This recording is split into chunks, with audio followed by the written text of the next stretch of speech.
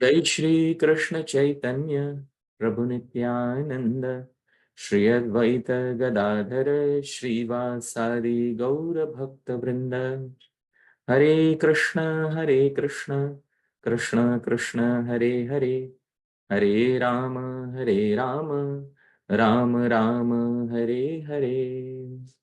Srila Prabhupada ki jai, Ananta Koti Vaishnava Vrinda ki jai, Nitai Gaur Premanande Hari Hari Bol.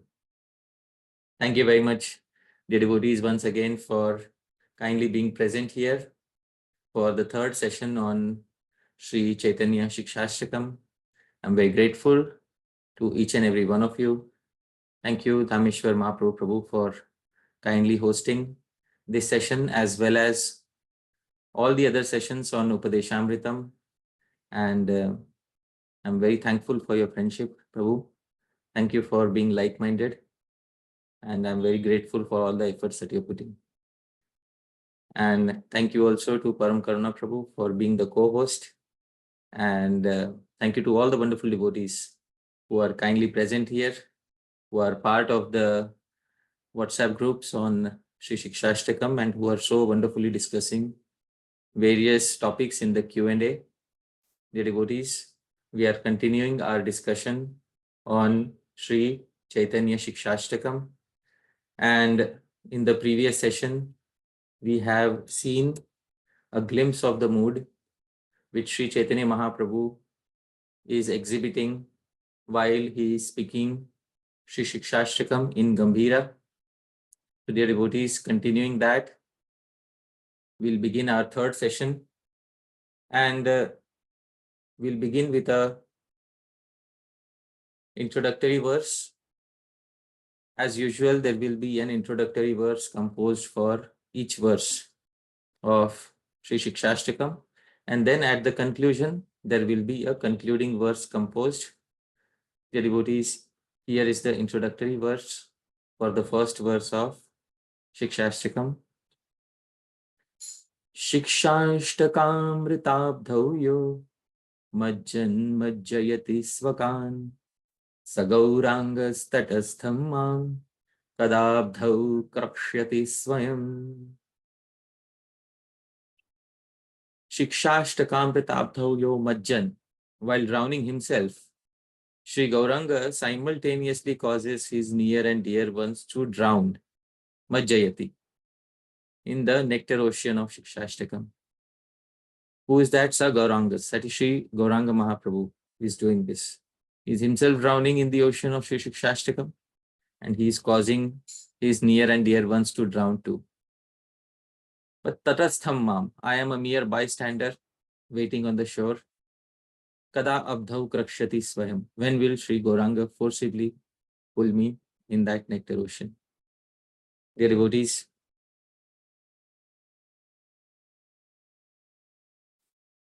we'll begin with a quote by His Divine Grace, A.C. Bhaktivedanta Swami Srila Prabhupada. Srila Prabhupada says in the book Elevation to Krishna Consciousness, Chapter 5, with our material senses, we cannot see Krishna, nor can we even hear his name. We can begin to perceive him when we advance in devotional service. That devotional service begins with the tongue, not the legs, eyes, or ears. The tongue must be utilized to chant Hare Krishna, Krishna Krishna, Hare Hare, Hare Rama, Rama Rama, Hare Hare, and take Krishna Prasad. Dear devotees, as I had specified in the verse that was originally composed, this Śikṣāṣṭakam is like a nectar which is produced in 8 different ways from the 8-petal lotus-like mouth of Chaitanya Mahaprabhu. And you can see the 8 petals here. And dear devotees, on each petal, there is nectar coming out in the form of a verse of Śrī-Caitanya-Śikṣāṣṭakam. And dear devotees, if it was not for the most intelligent Sri Rupa Goswami, these 8 forms of nectar could not be protected. because it was Sri Rupa Goswami who compiled these 8 verses in his compilation named Sri Padyavali. So dear devotees, this particular nectar was further enhanced, made extremely sweet and tasty in all ways by the various commentators. And therefore, dear devotees, let our minds be like a bumblebee to repeatedly and excessively lick that nectar which is on the 8 petals of Śrī-Caitanya-Śikṣāṣṭakam. So dear devotees, today, let the bumblebee of the mind settle on the first petal of Śrī-Caitanya-Śikṣāṣṭakam. Dear devotees, praying to Sri Chaitanya Mahāprabhu, we request permission and his blessings and the blessings of the entire Guru Parampara, so that the bumblebee of our mind can settle on the first leaf of Śrī-Caitanya-Śikṣāṣṭakam.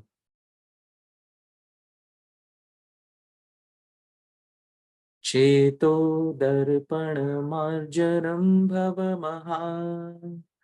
Dāvagni-nirvāpanam Śreyah-kairava-chandrika-vitaranam Vidyavadhu-jivanam Anandam-budhivardhanam pratipadam Purnamrita-swadanam Sarvatma-snapanam param vijayate Shri Krishna Sankirtanam. This is one way to sing it. There are multiple ways to sing the same meter. Ceto-darpana-marjanam bhava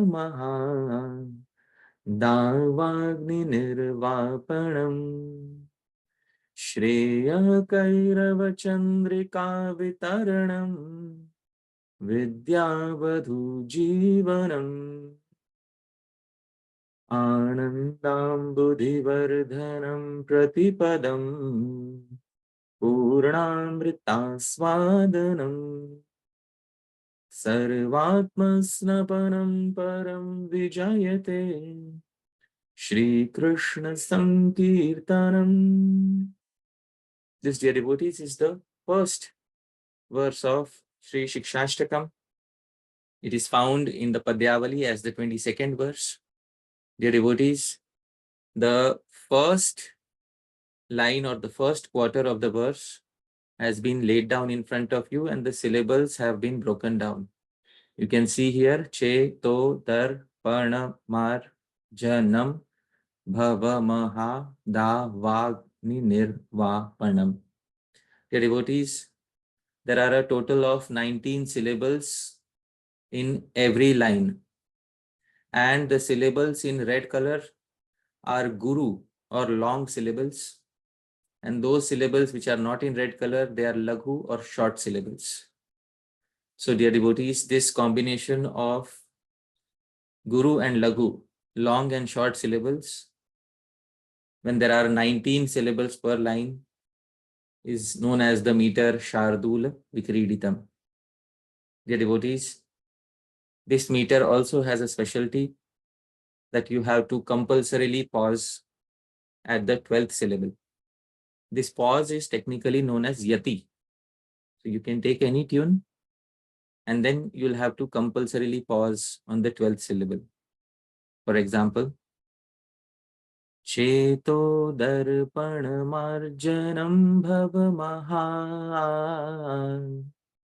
You paused at the 12th syllable. Then you continue. Dāvagni-nirvāpanam. So similarly, you take any tune, you'll have to pause at the 12th syllable. This pause is known as yati and it applies to all verses that are composed in the meter Shardula Vikriditam. Dear devotees, now we'll go ahead and see the Anvay. Anvay is how the words can be rearranged to form a legible sentence. And then we will also see the translation that comes out of it. So Prabhu, Dhāmeśvara Mahāprabhu, I will read the original terms. These terms have been rearranged in a way that will give us the direct meaning. So Prabhu, I will read the Sanskrit. You kindly read the English. We will read from top to bottom first and then left to right. All right. Please repeat the meaning after me, Prabhu. Ceto-darpana-marjanam. It cleanses the mirror of the consciousness. Ava mahadavagni nirvapanam. Eradicates the massive wildfire of material existence. Shreya kairava chandrika vitaranam. Causes a moonlight diffusion that blooms the night water lily of all around auspiciousness. Vidya vadhu jivanam. Becomes the life and soul of the newlywed bride of all divine knowledge. Ananda ambudhi vardhanam. Swells the ocean of joy. Purna amrita svadanam. Causes an experience of complete nectarian bliss. Pratipadam. In each successive syllable as well as word. Sarvatma snapanam. And thoroughly cleanses the entirety of oneself. Shri Krishna Sankirtanam. That entity named Shri Krishna's Sankirtan. Param. Reigns supremely. Vijayate. Victorious. So Prabhu, you now just have to read in the same sequence, just directly read Prabhu one after the other and we will find a legible statement.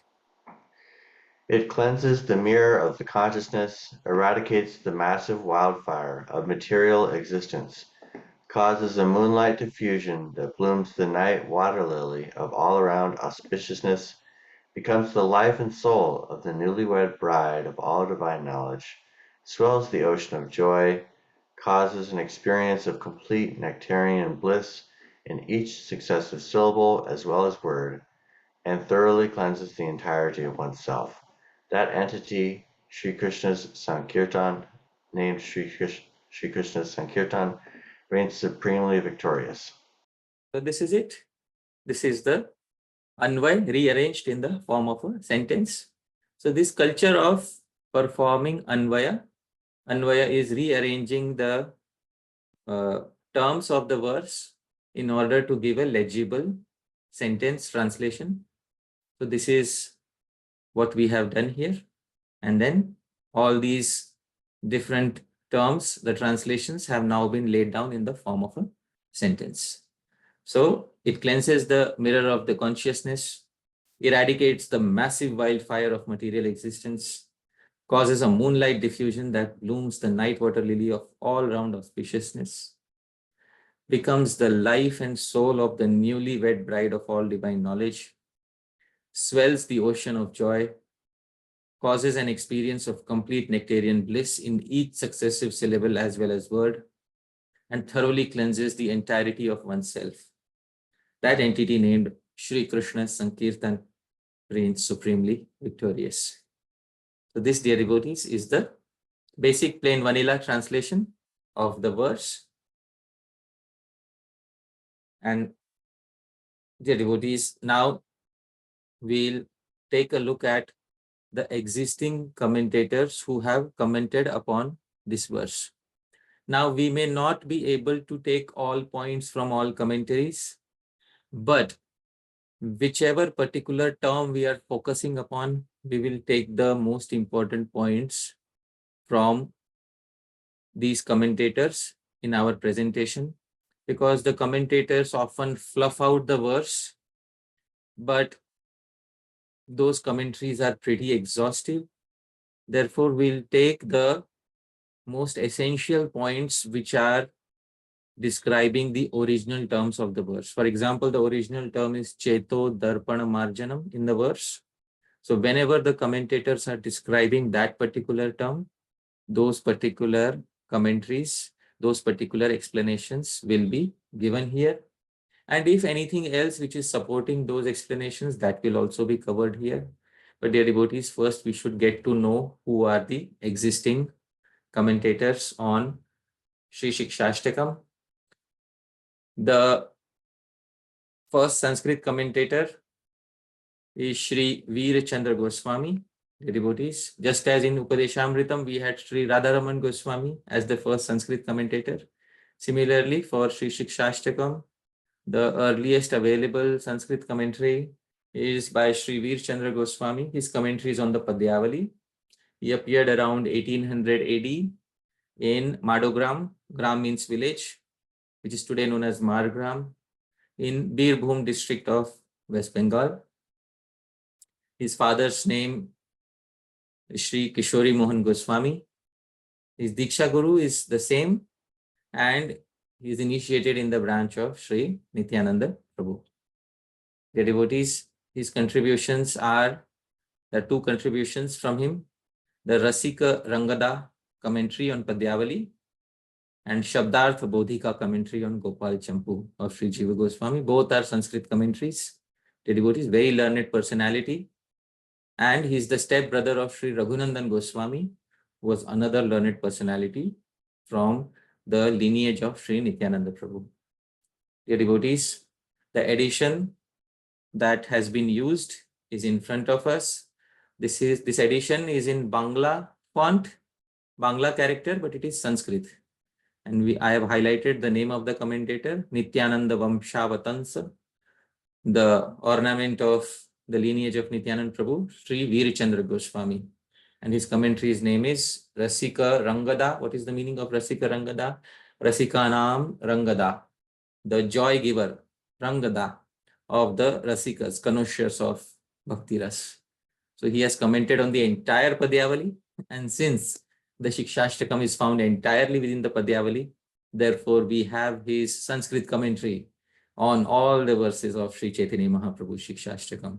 The devotee is very nice to have this commentary, because such scholarly contributions, such devotional contributions are very rare, and therefore it is important to save each and every contribution of every Gaudiya Vaishnava from the past. So fortunately, we have a Sanskrit commentary on Sri Śikṣāṣṭakam. Dear devotees, then we have Mahāprabhu Srila Vishwanath Chakravarti Thakur. Now, dear devotees, I should have mentioned him first, because technically speaking, he appeared before Sri Veer Chandra Goswami, but there's a reason why I'm mentioning him second. His appearance is in 1654 AD in a village named Devagram, today known as Devagram, in Sagar Dighi town in Murshidabad, West Bengal. Dear devotees, his father's name is Sri Ramnarayan Chakravarti. His Diksha Guru, in his own words, was Sri Radharaman Chakravarti, and his Param Guru is Sri Krishna Charan Chakravarti. The branch in which he took initiation was the branch of Sri Narottam Das Thakur. So that is his Diksha lineage. Comes from Sri Narottam Das Thakur. He also took upon a pen name, Harivallabh Das. So this was his pen name, Harivallabh Das. He's a celebrated commentator, Vaishnava poet, and Acharya. We all know his commentary on Srimad Bhagavatam, Sarartha Darshini, and the commentary on Bhagavad Gita, Sarartha Varshini, and so many other devotional contributions he has given to us, Madhurya Kadambini, etc. Dear devotees, however, there is only one edition of the Chaitanya Charitamrita which primarily contains his commentary. This is the edition, and I have highlighted Pujyapad Shri Yukta Vishnuvanath Chakravarti Krut Payaretika. So, commentary by Pujyapad Shri Vishwanath Chakravarti. That is what this edition of the Chaitanya Charitamrita says. This edition was published by Shri Makhan Lal Das Bhagavad Bhushan. But dear devotees, there is a big question mark. This is the reason why I have not mentioned his name first. The commentary that has been published is published mainly in this one edition, but this commentary doesn't have a name, nor does this commentary begin with a Mangalacharan. So dear devotees, there are certain doubts about this commentary. The publishers did not specify anything about the identity. Is this the same Sri Vishwanath Chakravarti Thakur, who is the famous Gaudiya Vaishnava Acharya, or somebody else? The publishers did not specify anything. Most likely, this commentary is ascribed to Srila Vishwanath Chakravarti Thakur, may not be directly by him. Therefore, we will only refer briefly to this commentary because there are various doubts about its authorship. As long as the commentary does not go against any of the Siddhantas taught by the 6 Goswamis or the Guru Parampara. We are okay with it, but we know that there are doubts on the authorship of the commentary. Dear devotees, therefore, this is the status of this particular commentary. Next, dear devotees, is Srila Bhakti Siddhanta Saraswati Thakur Prabhupada. His appearance is on 6th of February 1874 in Jagannath Puri, India. He is the founder Acharya of Gaudiya Math. He is a polyglot. Dhāmeśvara Mahāprabhu, do you know what is the meaning of polyglot? I'm going to guess it's someone who's very gifted in various fields. All right, so polyglot means somebody who's exceptionally gifted in speaking, writing various languages. Is a polyglot, is exceptionally gifted in Jyotish Shastra and Gaudiya Vaishnava Siddhanta. It has been said that he was so gifted in Jyotish Shastra, so gifted in astrology and astronomy, that sometimes he would look at the face of a person and he would tell them, well, you are going to die on this and this day. Please become serious in your bhajan. So this is what he was exceptionally gifted with, and exceptionally gifted in Gaudiya Vaishnava Siddhanta, initiated by Srila Gaur Kishore Das Babaji Maharaj, who was himself from the Advaita Parivar. So those devotees who are initiated in the lineage of Srila Bhakti Siddhanta Saraswati Thakur are initiated in the lineage of Sri Advaita Acharya. And dear devotees, he was given the name Sri Varshabhanavi Daita Das.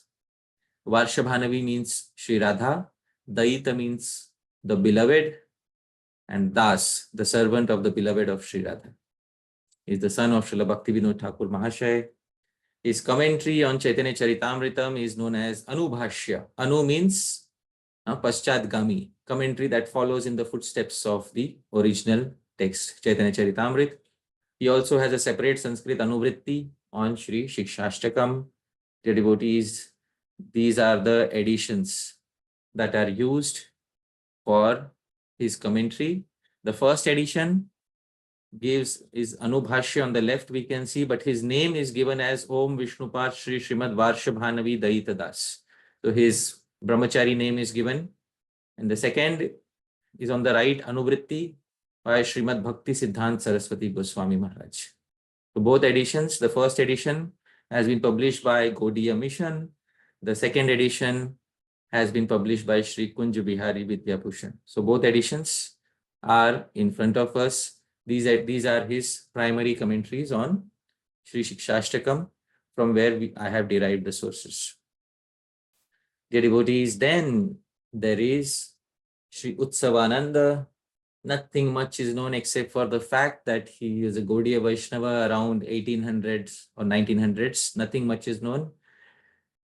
Short Sanskrit gloss on the Sanskrit verses of Sri Chaitanya Charitamritam is called Ananda Chandrika, Moonlight of Joy. This gloss is useful for understanding basic meaning of the verses. Nothing much philosophical. He has not added much philosophical understanding, just explaining the terms of the verse. So this is Ananda Chandrika. This is the edition where the name of the commentary Ananda Chandrika has been given. And this edition is published in the form of a pothi. Pothi is like the traditional book, flip book, which the Pandits used to use. This is how this particular commentary was printed as a pothi. This is the edition that has been used.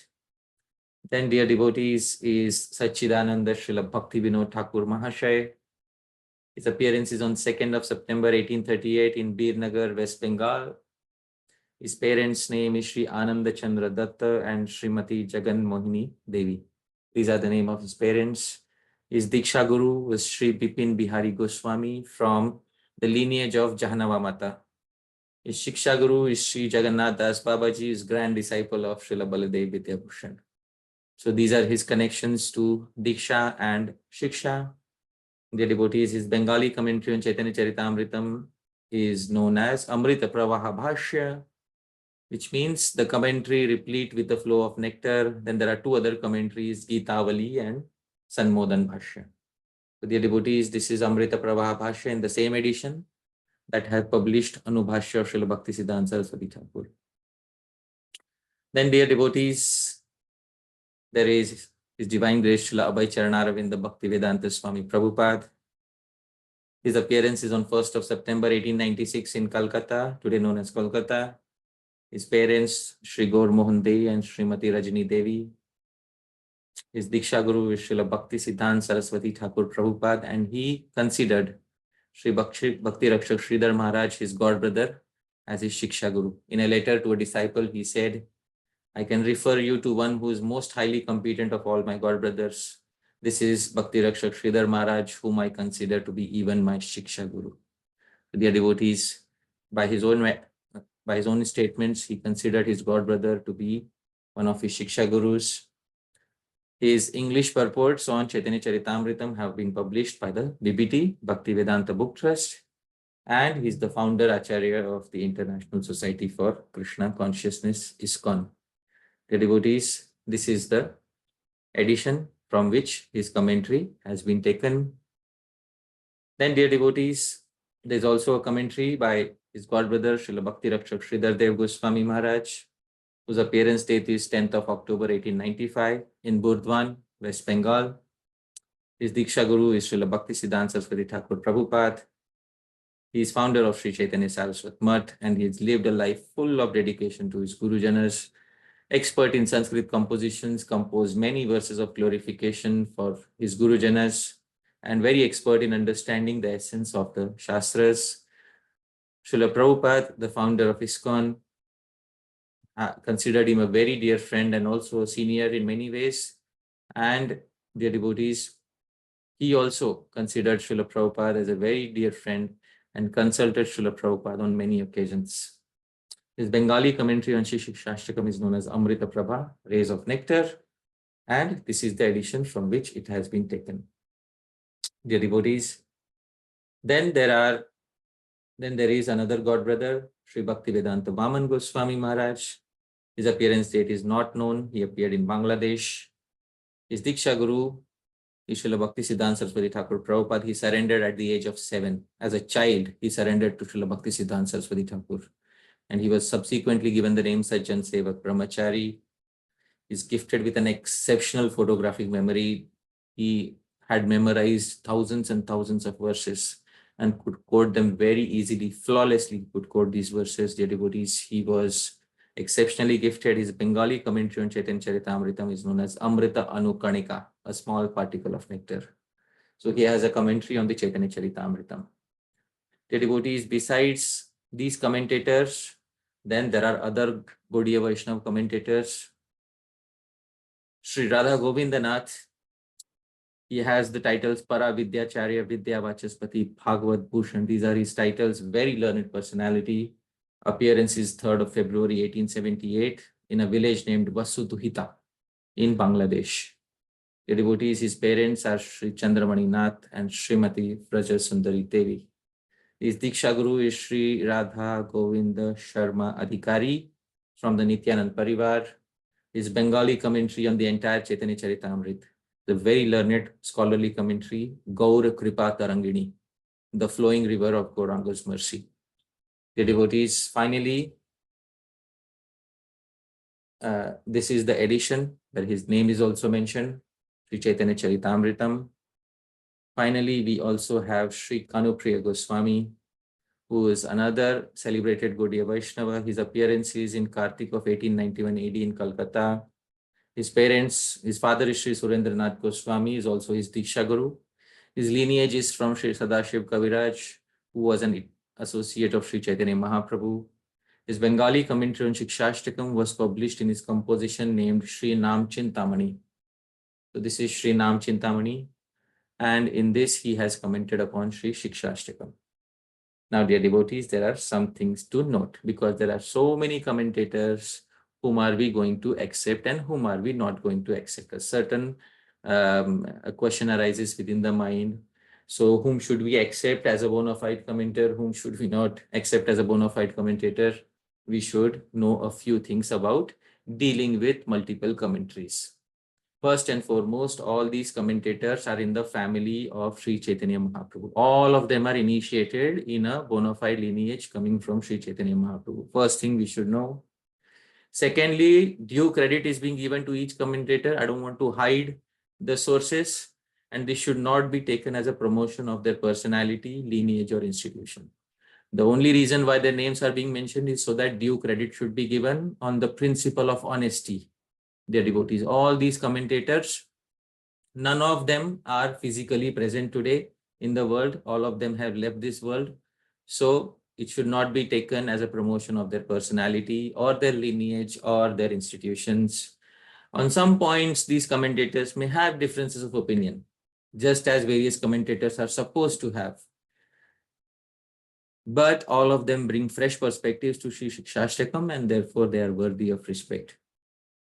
Unique points from each commentary will be discussed. It is Gaudiya Vaishnava culture to learn from various learned Vaishnavas. We can learn from various sources, and finally we verify the knowledge from our respective Gurujanas. This is a principle specified in the Krishna Bhajanamritam of Shri Narhari Sarkar.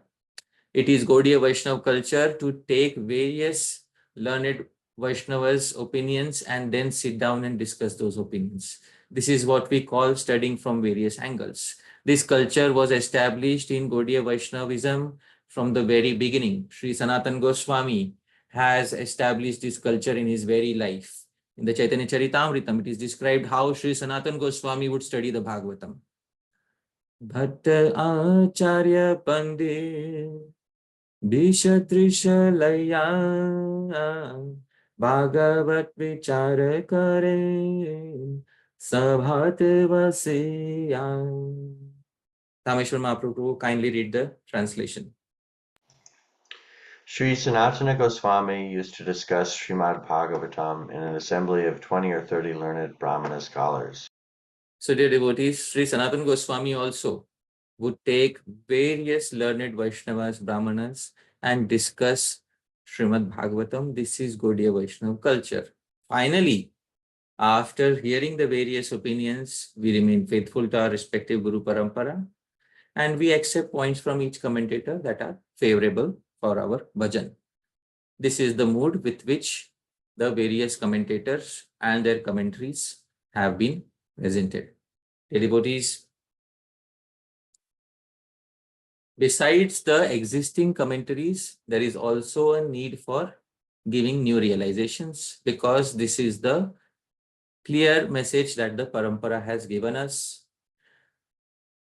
New realizations are needed, and this is recommended by the previous Acharyas. Dhāmeśvara Mahāprabhu, kindly read what Srila Bhakti Vinod Thakur says in an article on notes on the Bhagavad. Most readers are not mere repositories of facts and statements made by other people. Most readers are mere repositories. Most readers are mere repositories of facts and statements made by other people, but this is not study. The student is to read the facts with a view to create and not with the object of fruitless retention. Students, like satellites, should reflect whatever light they receive from authors, and not imprison those facts and thoughts, just as the magistrates imprison convicts in the jail. Thought is progressive. The author's thought must have progress in the reader in the shape of correction or development. He is the best critic who can show the further development of an old thought, but a mere denouncer is the enemy of progress and consequently of nature. Progress certainly is the law of nature, and there must be corrections and developments with the progress of time. But progress means going further or rising higher. The shallow critic and the fruitless reader are the two great enemies of progress. We must shun them. So Srila Bhakti Vinod Thakur very clearly says here that we are not supposed to study simply to gather a set of facts. And it's not that we should imprison these facts in our mind and then we have attained progress. As long as we don't meditate upon whatever facts have been given, till that point of time, we have not really digested them. And as long as we cannot reflect upon them, give something new, a new direction to the society, by which the society can benefit, till that point of time, we have not progressed. There are two enemies of progress. First is the shallow critic. The shallow critic means this person says, I do not like to read realizations from this particular person. I do not like this thought. I do not like that thought. Dear devotees, when we have made our mind into a bumblebee does not differentiate between lotuses. Wherever honey is available, a bumblebee will definitely go to that source. A shallow critic who criticizes the entire personality of an individual based on one or two opinions is not fit to make progress. Secondly, the fruitless reader who may accept various opinions but does not reflect upon them, just keeps them as storage within his mind. That is the second enemy of progress. So dear devotees, we should not be either of them. We are not going to be a shallow critic. We're not going to say, oh, this particular personality is not good or that particular personality is not good. If a good thought is coming from any direction, we have the broad-mindedness to accept that good thought, but we are faithful to our respective Guru Parampara. Secondly, we are not going to read these thoughts only to keep them in our memory. We have to make progress. So some new direction should be there. That is what we call a movement, Hare Krishna movement. Otherwise, it will become stagnant. So dear devotees, this is the attitude with which new realizations will also be given. For every verse of Śrī-Caitanya-Śikṣāṣṭakam, new verses will be composed in the beginning as well as in the end. Dear devotees, in between the explanations, there will be new angles given, and wherever new angles are given, it will be specified that this is a new angle.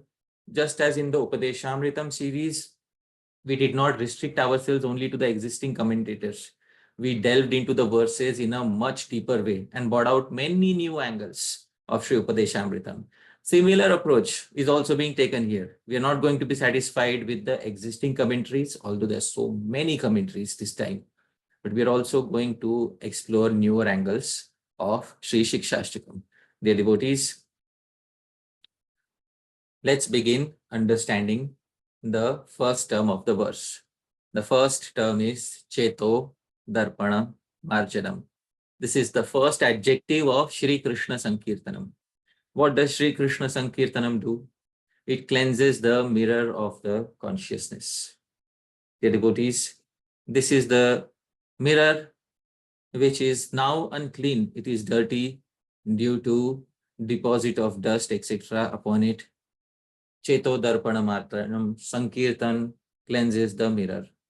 Srila Bhakti Siddhanta Saraswati Thakur gives the basic meaning of the term. In his Anubhashya, he says, Cheta eva darpana. Adarsha. The Cheta, the consciousness, is itself the darpana, the mirror. The devotees. So he's saying that ceto-darpana means the consciousness itself is the mirror. See, there is a difference. Some commentators will say the consciousness is like a mirror. Some commentators will say the consciousness itself is the mirror. So there's a difference. There's a small difference between these two.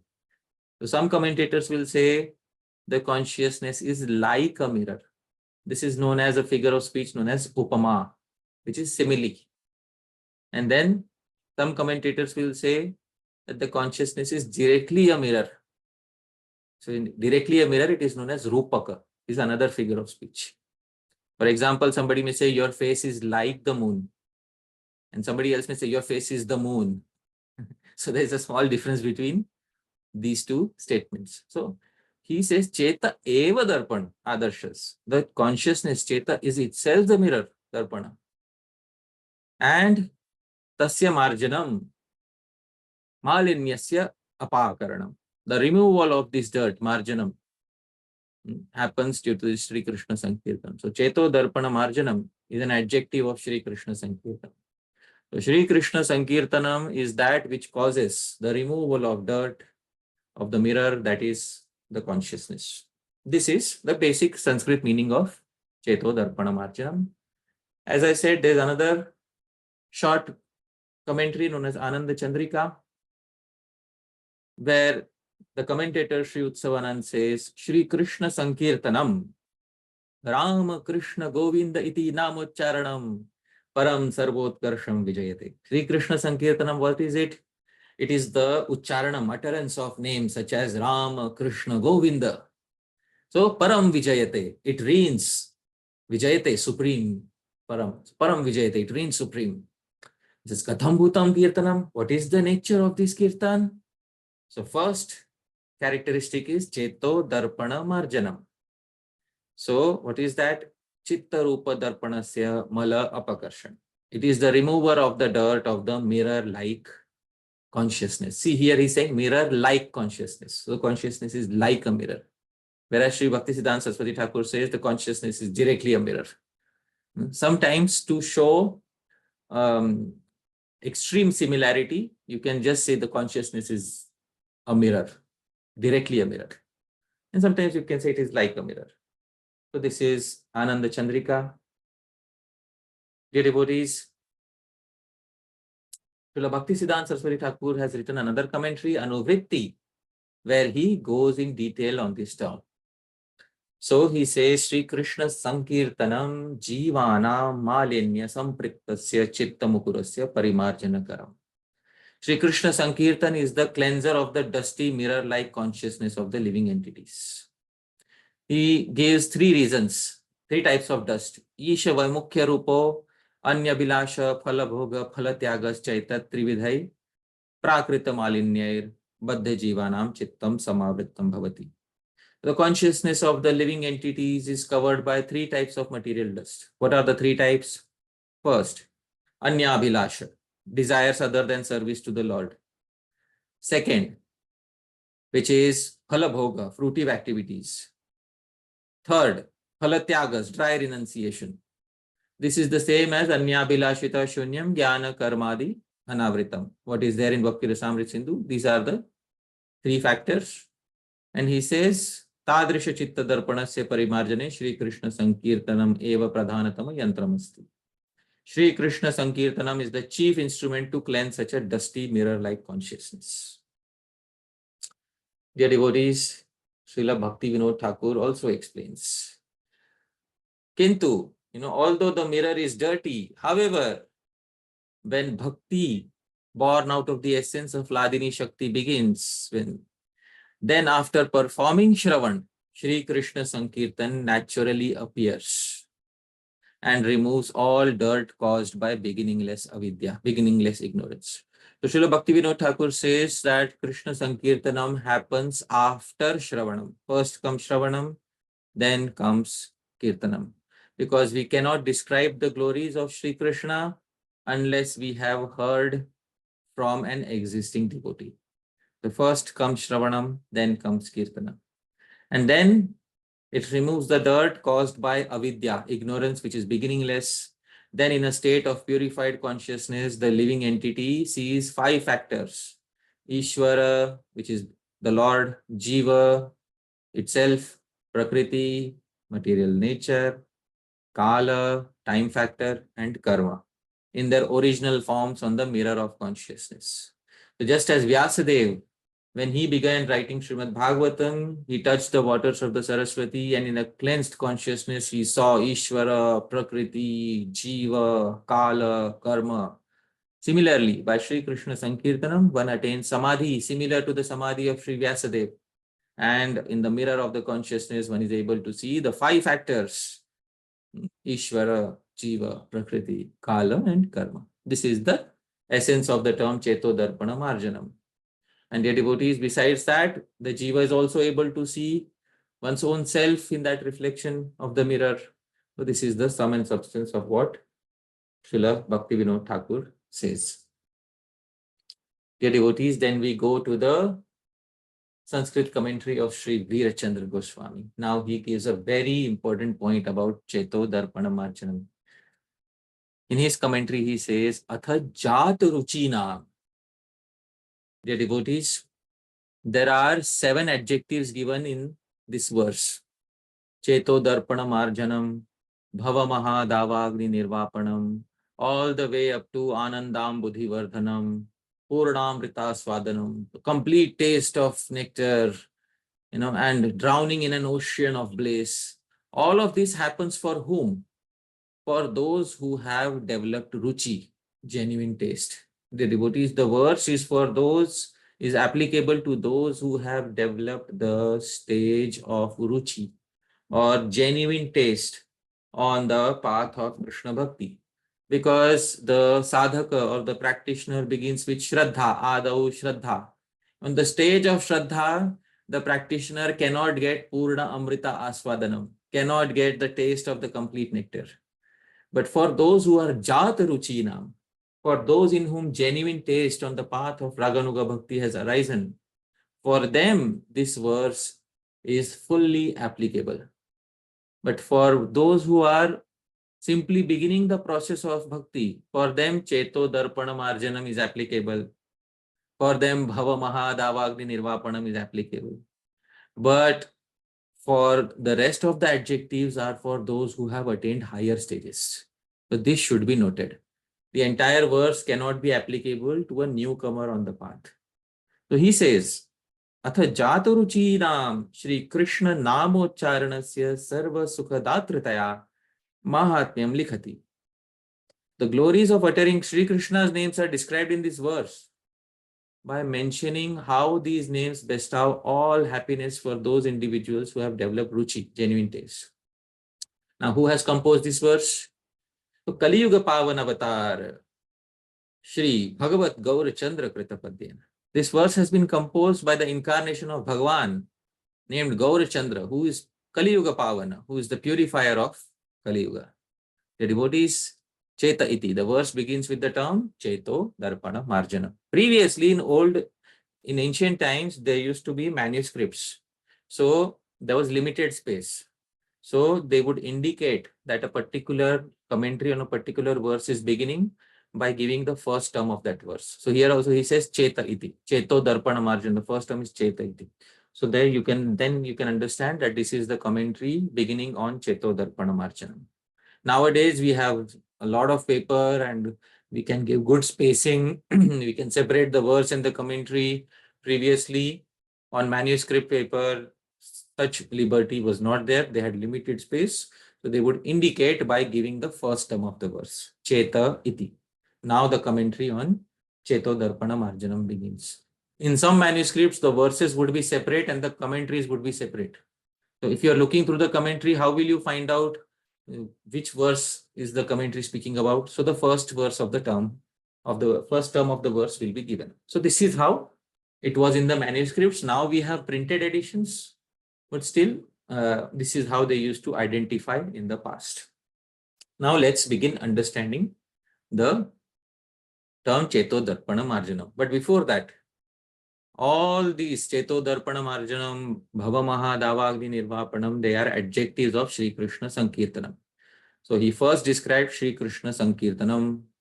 He says, Param utkrishtam yatha syat tatha Shri Krishnasya tan namnah Sankirtanam samyak ucharanam vijayate vishishtataya sarvotkarshena bhaktate. The Sankirtanam, what is Sankirtanam? Samyak ucharanam, complete utterance of the names of Shri Krishna, especially reigns over all. Vijayate, in a most exquisite manner, Param. Now, what is Shri Krishna Sankirtanam? Another interpretation.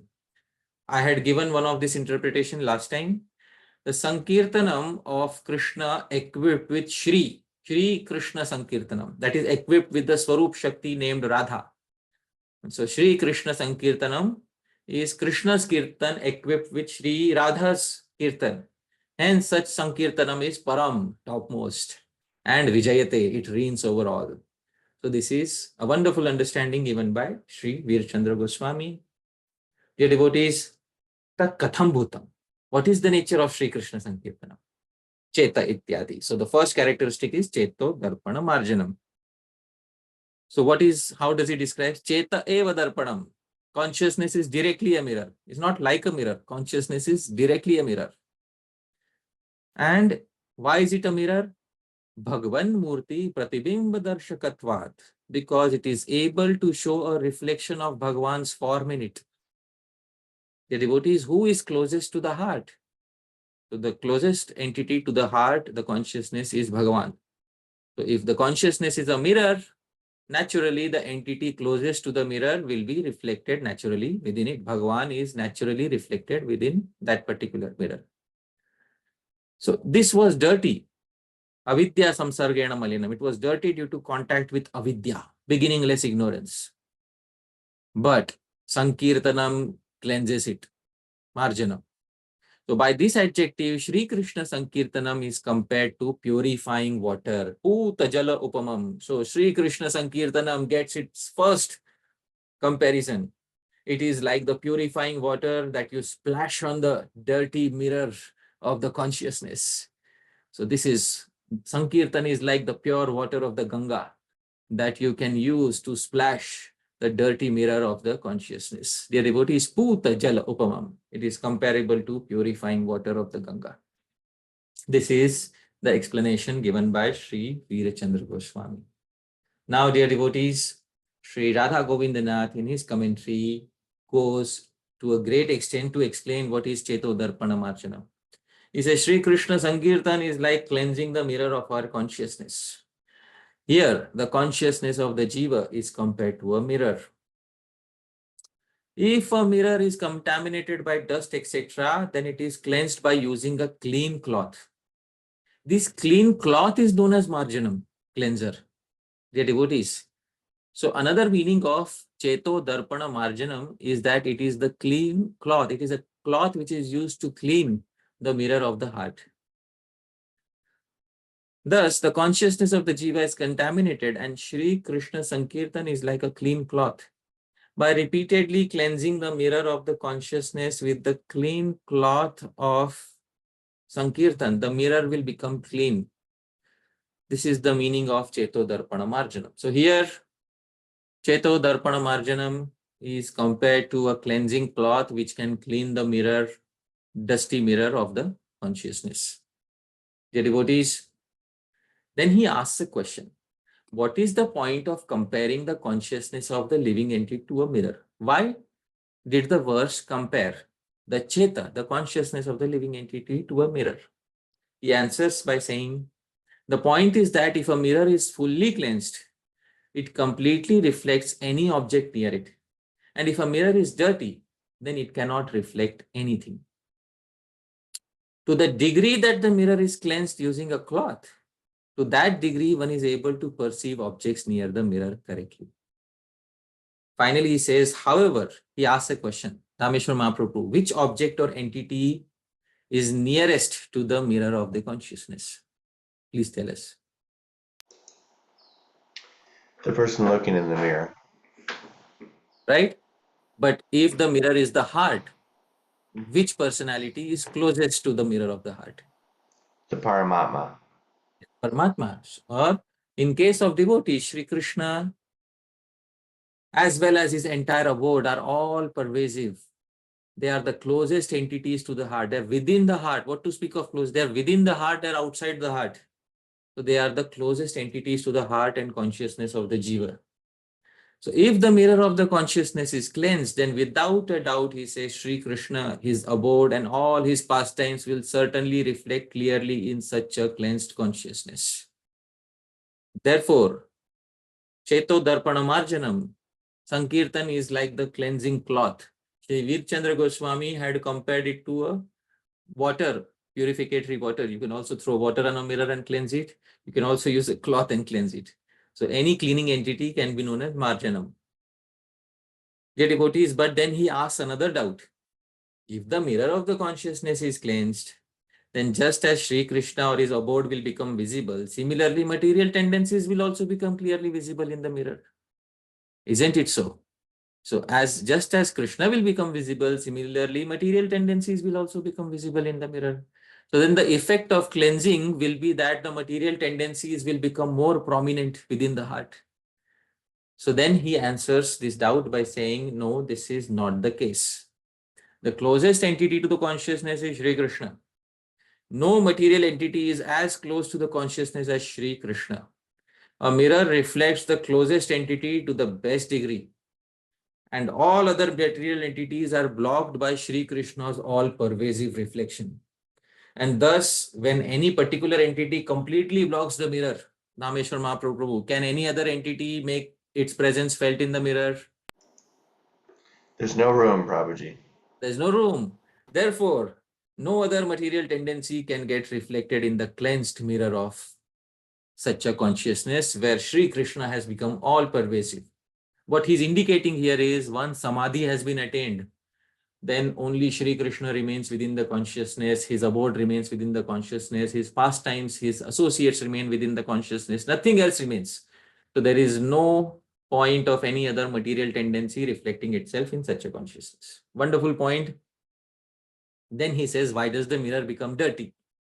He says the living entity is conditioned by Maya, and the living entity accepts various designations, upadhis, given by Maya. These designations are like the dust on the mirror of the consciousness since anadi kal, beginningless time. Now you cannot ask, when did the living entity get the first particle of dust? So this question does not make sense here. The next commentator will, deal with that question. But now, for now, we have to understand that the mirror of the consciousness is dusty since beginningless time. The means to drive away the impurity of Maya's designations is Shri Krishna Sankirtanam in a repeated manner. He says repeated, punah punah, he says repeated manner. Because you don't expect the mirror to be cleansed in a single swipe. This is what he's saying. So by repeated Sankirtan, this will ensure that consciousness becomes clean from all the dust and dirt that has accumulated upon it. So this is detailed explanation of ceto-darpana-marjanam that he gives in his particular commentary. Dear devotees, finally, Sri Kanupriya Goswami in his commentary says, a mirror can have three main defects. First defect is dust. Second defect is distorted reflections. Have you seen Prabhu mirrors with distorted reflections? Dhāmeśvara Mahāprabhu in a museum you might have seen. Yeah, especially in the circus. Yeah, in a circus you see a mirror can also have a distorted reflection. And sometimes a mirror starts reflecting something else besides the original object. Sometimes a mirror develops these dark patches. The mirror doesn't reflect anything, it just reflects darkness, false reflections. So these are the three defects present in a mirror, three main defects present in a mirror. So what is the meaning of dust? He says the beginningless ignorance, avidya, of Shri Krishna is the dust that has settled on the mirror since beginningless time. There was no beginning to this avidya. Secondly, the distorted perception of the self, that I am this body, I am not the jiva. This is the distorted reflection, the second type of distortion in the mirror. And the false ego is the false reflection. Darpanam darpaha. It's very important to understand, Prabhu. Dhāmeśvara Prabhu, what is the meaning of darpana in ceto-darpana-marjanam? Mirror. Mirror. So Sri Kanupriya Goswami takes a second meaning of darpana. Because in Bhagavad Gita, we might have heard dambha darpo abhimanascha. Darpa means pride, false ego. So another meaning of darpana is false ego. So another meaning of ceto-darpana-marjanam is it cleanses the false ego. Sankirtan cleanses the false ego of the consciousness and gives it the true ego as an eternal servant of Shri Krishna. This wonderful point has been brought out in his commentary. So there are two meanings to the term darpana. One meaning is mirror. Another meaning is false ego. So ceto-darpana, mirror of the consciousness. Ceto-darpana, false ego of the consciousness. Marjanam, Sankirtanam cleanses even that false ego, which is after cleansing this false ego, then the living entity develops the true ego as a servant of Shri Krishna.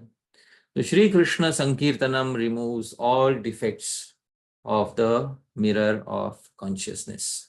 In this way, dear devotees, we have covered the term ceto-darpana-marjanam from the various previous commentators. And we saw various angles of ceto-darpana-marjanam. Dear devotees, at this point of time, there is much more to explore in ceto-darpana-marjanam. Now we can start giving further realizations. We can have new realizations on ceto-darpana-marjanam. But for that, we'll pause for the next time, dear devotees. So I'll pause my speech here at this point of time. Thank you very much. Yadatra skalitam kinchit vidvam saha purayantu tat. Yadatra saushtabam kinchit tad guru reva me nahi. Yadatra skalitam kinchit. If there's anything mistaken in what I said, vidvam saha, your learned devotees, purayantu tat. Kindly correct any mistakes. But yadatra saushthavam kinchit. But if there's anything nice in the presentation, remember, dear devotees, tad guru reva. It belongs to my Guru Janas. Me nahi, it doesn't belong to me. All Vaishnavas are Guru Janas. All of you are also my Guru Janas. It belongs to all of you. Me nahi, it doesn't belong to me. Thank you very much, dear devotees. Srila Prabhupada ki jai. Ananta Koti Vaishnav Vrinda ki jai. Nitai Gaur Premanande. Hari Hari Bol. Hare Krishna. Thank you so much, Hari Prabhu Prabhu, for a really wonderful class. I'm really grateful for these classes because it's almost like a kind of renaissance where all these commentaries and writings could easily be forgotten by even many devotees, what to speak of the general public, and many aren't even translated. And so you're able to access all these wonderful writings and then teach it to us. It's really valuable, and I know you must put so much time into this, so thank you very much for this class. We're going to go now to questions and answers. Yeah, I'd like to add to that point that many of these commentaries are being translated into English for the first time in this particular series of presentations. So there's no existing English translation. So for many of these commentaries, this is the first time that you'll be seeing an English translation. But I'm very thankful. Yes, Prabhu, let's go ahead. Amazing. So we're very fortunate to get premier access to these commentaries. For our Q&A, please focus your questions on today's class. We know that Hari Prabhu is a great scholar, and we all have probably many questions we'd like to pick his brain about, but we just want to focus on today's class. And please don't ask any loaded questions about a particular person or institution. For example, if you said, well, in the class you said this, but my guru does this, or in this institution they do that, so how do you explain this difference? We don't want to ask any loaded questions like that. We're going to keep it to one question at a time, and if you have additional questions, you can get back in line. And if you have questions that would probably require some research that can't be done on the spot, please just put it in the WhatsApp group and we will follow up with you. Anything you'd like to add, Hari Prabhu? No, nothing. I think this should be sufficient. Let's begin. Okay, excellent. Just stopping my share here. So we're going to start with Mahesh Prabhu.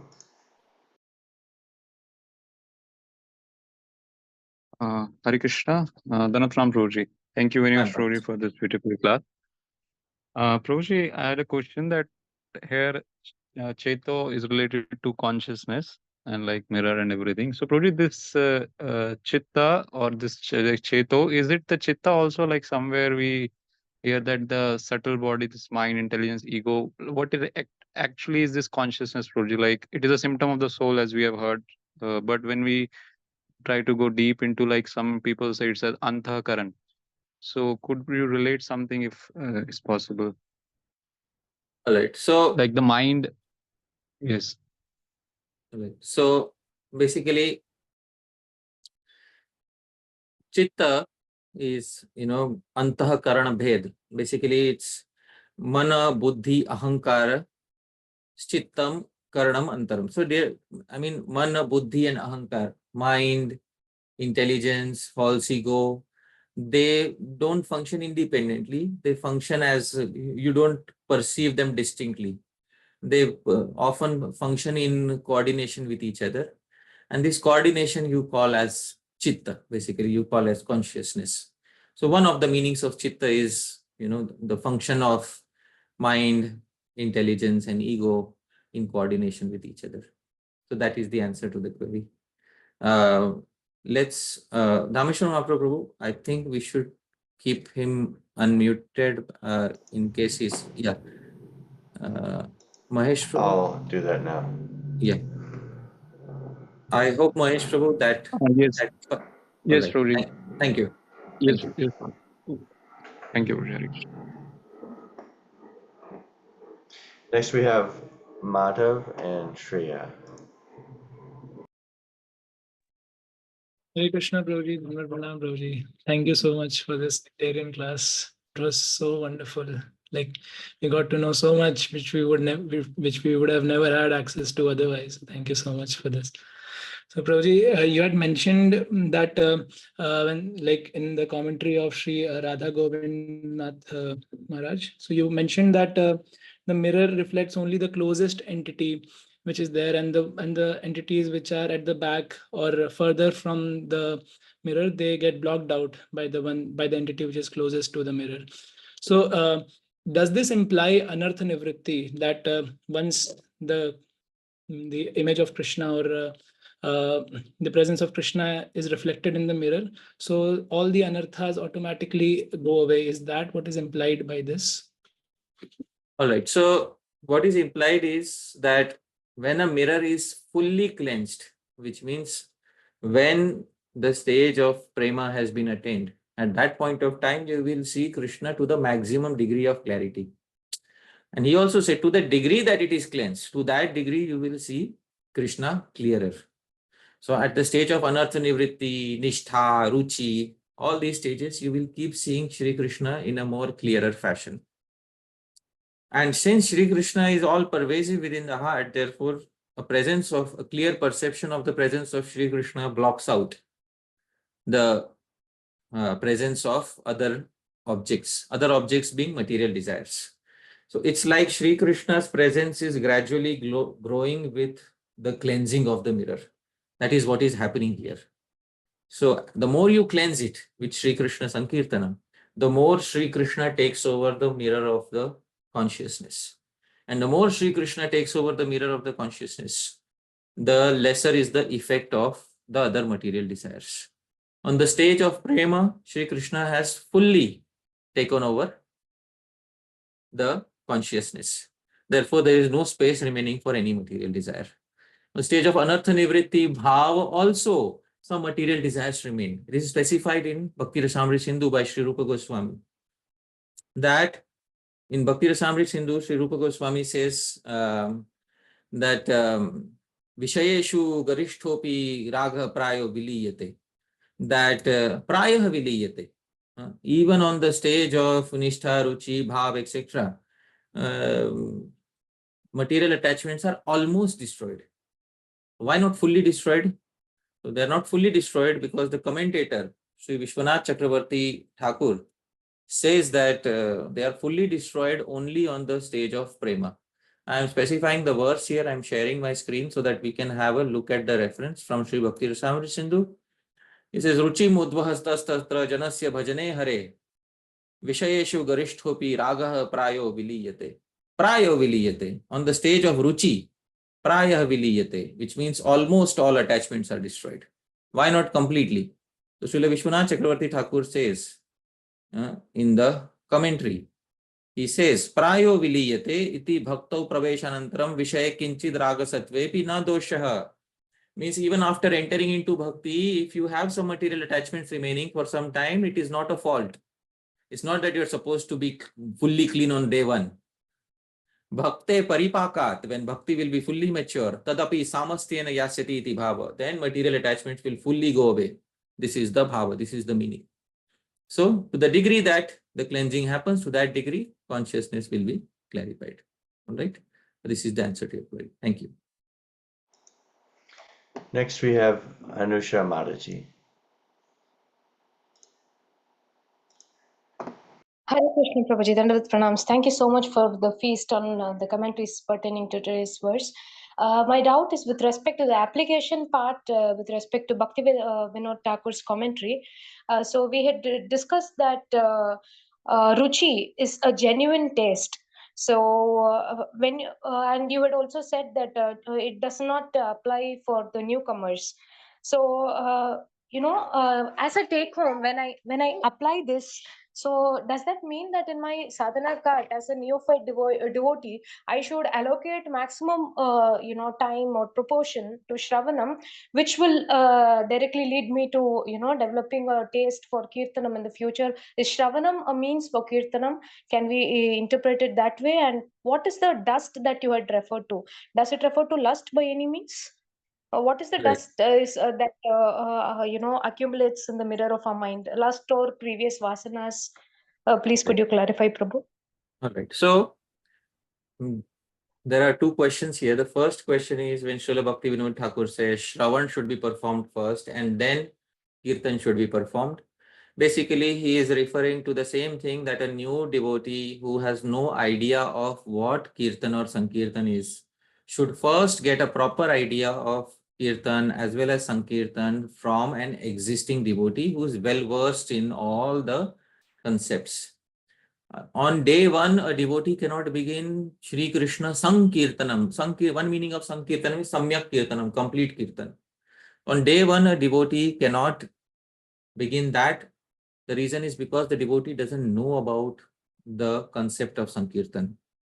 So, therefore, first Shravan, first hear from a proper guru what is Sankirtan, what is Kirtan, what is Japa, what is Shravan. Hear all the concepts nicely, what Kirtan should be performed, what are the meanings of the Hare Krishna mantra or any other mantra or any other naam which is given for Kirtan. And then after understanding properly from a guru, after performing proper Shravan, then Sankirtan can begin. That is the meaning of what Srila Bhaktivinoda Thakur was saying. Secondly, what is the dust? Srila Bhaktivinoda Thakur had said avidya. Most commentators have said avidya is the dust. What is avidya? And this is described by Srila Rupa Goswami in Bhakti Rasamrita Sindhu. I am going to specify the verse of Bhakti Rasamrita Sindhu which gives the sequence. Here it is, where Rupa Goswami says, Tatra kleshagnatvam, bhakti destroys all suffering. So kleshas tu papam tad bijam avidya cheti te tridha. What are the distresses in this world? First distress is avidya. The root distress is avidya. What does avidya mean? Avidya means beginningless ignorance. This is the first cause. This leads to papam. Papam means it leads to the various sinful activities. And this leads to klesha. This leads to results of those activities. So the results of the activities are because of the activities. And the activities are performed because of beginningless ignorance. So this is the sequence which Rupa Goswami has given. Kleshas tu papam tadbijam avidya cheti te tridha. These are the three types of material miseries, and this avidya is the original cause of all the activities in the world and the cause of all the negative and positive reactions in the world, and therefore avidya is the original dust that has settled on the mirror. So I hope that answers your query. Thank you very much. Next we have Bhavya Bhagavan Prabhu. Hare Krishna, Hare Parshad Prabhu. So good to hear from you again, Prabhuji. So like you were telling about dust and other things, Prabhuji. So I wanted to understand, like there are like some devotees and like people, like they can have some childhood traumas and other things like that. So those psychological conditions, would they fall under dust? And if You're muted again, Prabhu, for some reason. Dhāmeśvara Mahāprabhu? Yeah. I asked him to unmute. Yeah. can you hear me? Can you hear me Yeah. now? Yeah. So childhood trauma, does it fall under the category of dust? Yeah, so I was saying, like if somebody is a victim of all of that, so like so they will have to work on those things first and then take to bhakti, because that way the obstacle will get removed and they can perform bhakti in a better way, or the bhakti itself will relieve them from all these stresses, the distresses you were talking about. So All thank right. you. So see, in the previous answer, I showed avidya is the root cause. Avidya produces papa. Papa is negative activities. Papa in some life results to phala. Phala klesh. That is, it leads to the reaction that we are experiencing in the form of abuse, etc. in this particular life. Now, karana bhave, karya bhava. Remove the cause, you remove the effect. I hope you're able to understand. The original cause is avidya. So karan abhav, remove the original cause, and then you remove, the effects are automatically removed. The effects are merely sticking because of the glue of the cause of avidya. Once that glue is removed, the effects will fall out. That is the nature of this pap and everything else. So therefore, avidya is the, all the commentators have pointed out, avidya, beginningless ignorance of Bhagavan, is the root cause. And Sankirtan treats the root cause of the disease. Once the root cause is treated, the side effects are automatically going to fall away. So I hope that answers your query to some degree of satisfaction. All right. Thank you very much. And Hare Krishna. Next we have Kamniya Krishna Prabhu. Hare Krishna.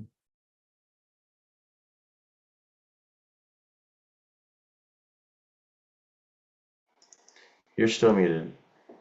Hare Krishna Babuji, then we come to My pranams, my Prabhu. My pranams to Dhāmeśvara Babu. A wonderful series again, Babuji. Your matchless contribution in presenting this worthwhile, very worthy presentation is really commendable, Babuji. Thank you so much.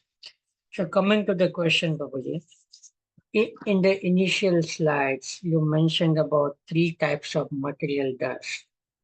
So that is desires, adult and service.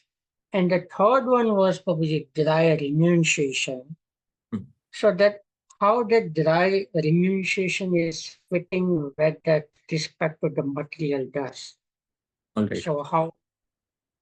All right, thank you. All right. So in Srila Bhaktisiddhanta Saraswati Thakur's Anuvriti, it was specified that dust is of 3 types. The third type being dry renunciation. And I had specified that jnana, karma, adi, anavritam. Basically, your bhakti has become covered by the dust of nirvishesh gyan. This is over renunciation. Now, what is over renunciation? It is also known as phalgu vairagya. What is phalgu vairagya? So we need to understand the concept of phalgu vairagya. Sri Rupa Goswami has given this concept in the Bhakti Rasamrit Sindhu. What is phalgu vairagya? There are some people who want to very quickly get liberated. First thing, they want to get liberated. They don't have any concern about seva of Krishna. First thing, I want to get liberated from this world because the world is painful and I want to get liberated so that after I get rid of the pain, then I will think about anything else. So here the selfish tendency of getting liberated first is prominent and seva of Krishna is secondary. Such a person is called as mumukshu. Mumukshu means who is eager to get liberated. Now, such a person, he will quickly give up any object he or she thinks to be material object. For example, he say, oh, this television, Maya, give it up. Oh, computer, Maya, give it up.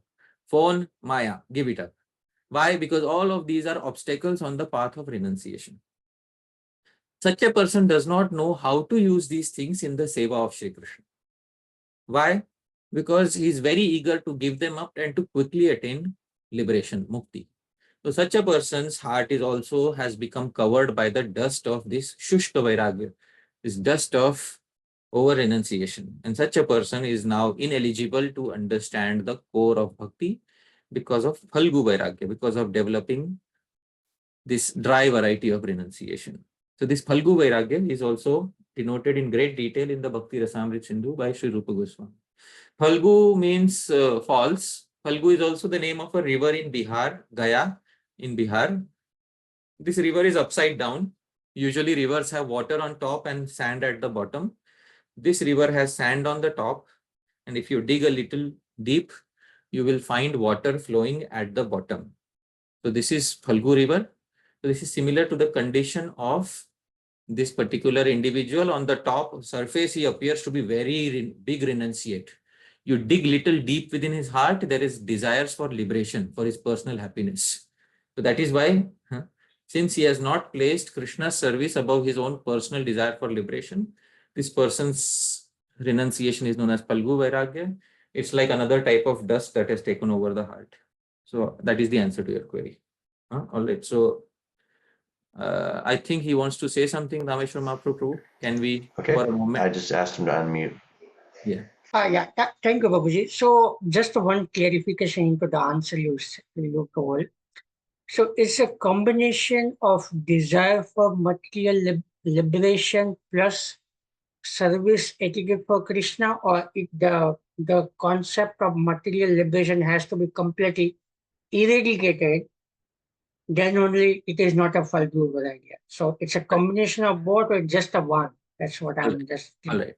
So a bona fide devotee, according to Sri Rupa Goswami, who has Yukta Vairagya, will accept liberation only if it is favorable for the seva of Krishna. So seva comes topmost, liberation is secondary. It's not that they will reject liberation, but that liberation should come only when it is favorable to the seva of Bhagavan. This is specified in the Srimad Bhagavatam. I will pull out the reference. This is 3.29.13. I am sharing my screen. You can have a look at this reference.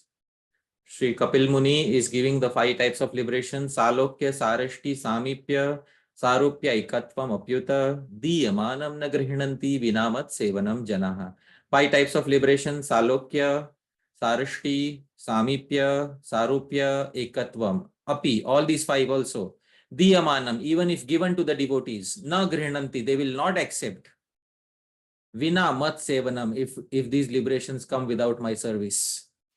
So this is, service comes first, liberation comes later. That is Yukta Vairagya. Liberation comes first, service we will see later. Those types of tendencies indicate Falgu Vairagya. So I hope this distinction is clear. Thank you. Next, we have a question from Rohit Tiwari. Prabhuji, I just need clarification on one small thing. You mentioned about Bhaktivinoda Thakur on a Diksha line belonging to Janava Mata, who were her disciples, which created a branch of Parampara. All right. So who are the disciples of Janava Mata who created the entire Parampara? So see, Janava Mata's particular disciplic succession, I think she's wife of Nityanand Prabhu. So her disciplic succession is just a sub-branch of the disciplic succession of Nityanand Prabhu. That's all, nothing else.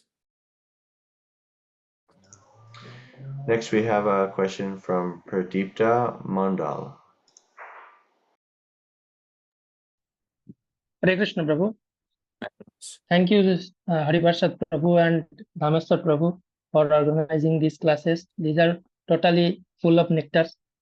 And my pranams to you, both of you, and all the Vaishnavas. My question is, Prabhu, in the slide of Sri Kanupriya Goswami Maharaj, you have explained the point that a mirror can have 3 main defects. Number 1 is dust, and in explanation, it is written that the beginningless ignorance avidya of Sri Krishna is the dust. It is ignorance of Sri Krishna or us, the jivas. Can you beginningless ignorance of Krishna. Of here means in relation to Krishna. I hope you are able to understand. Let's unmute him. Yeah, I hope you are able to understand. Of beginningless. Thank you, Prabhu. Thank you.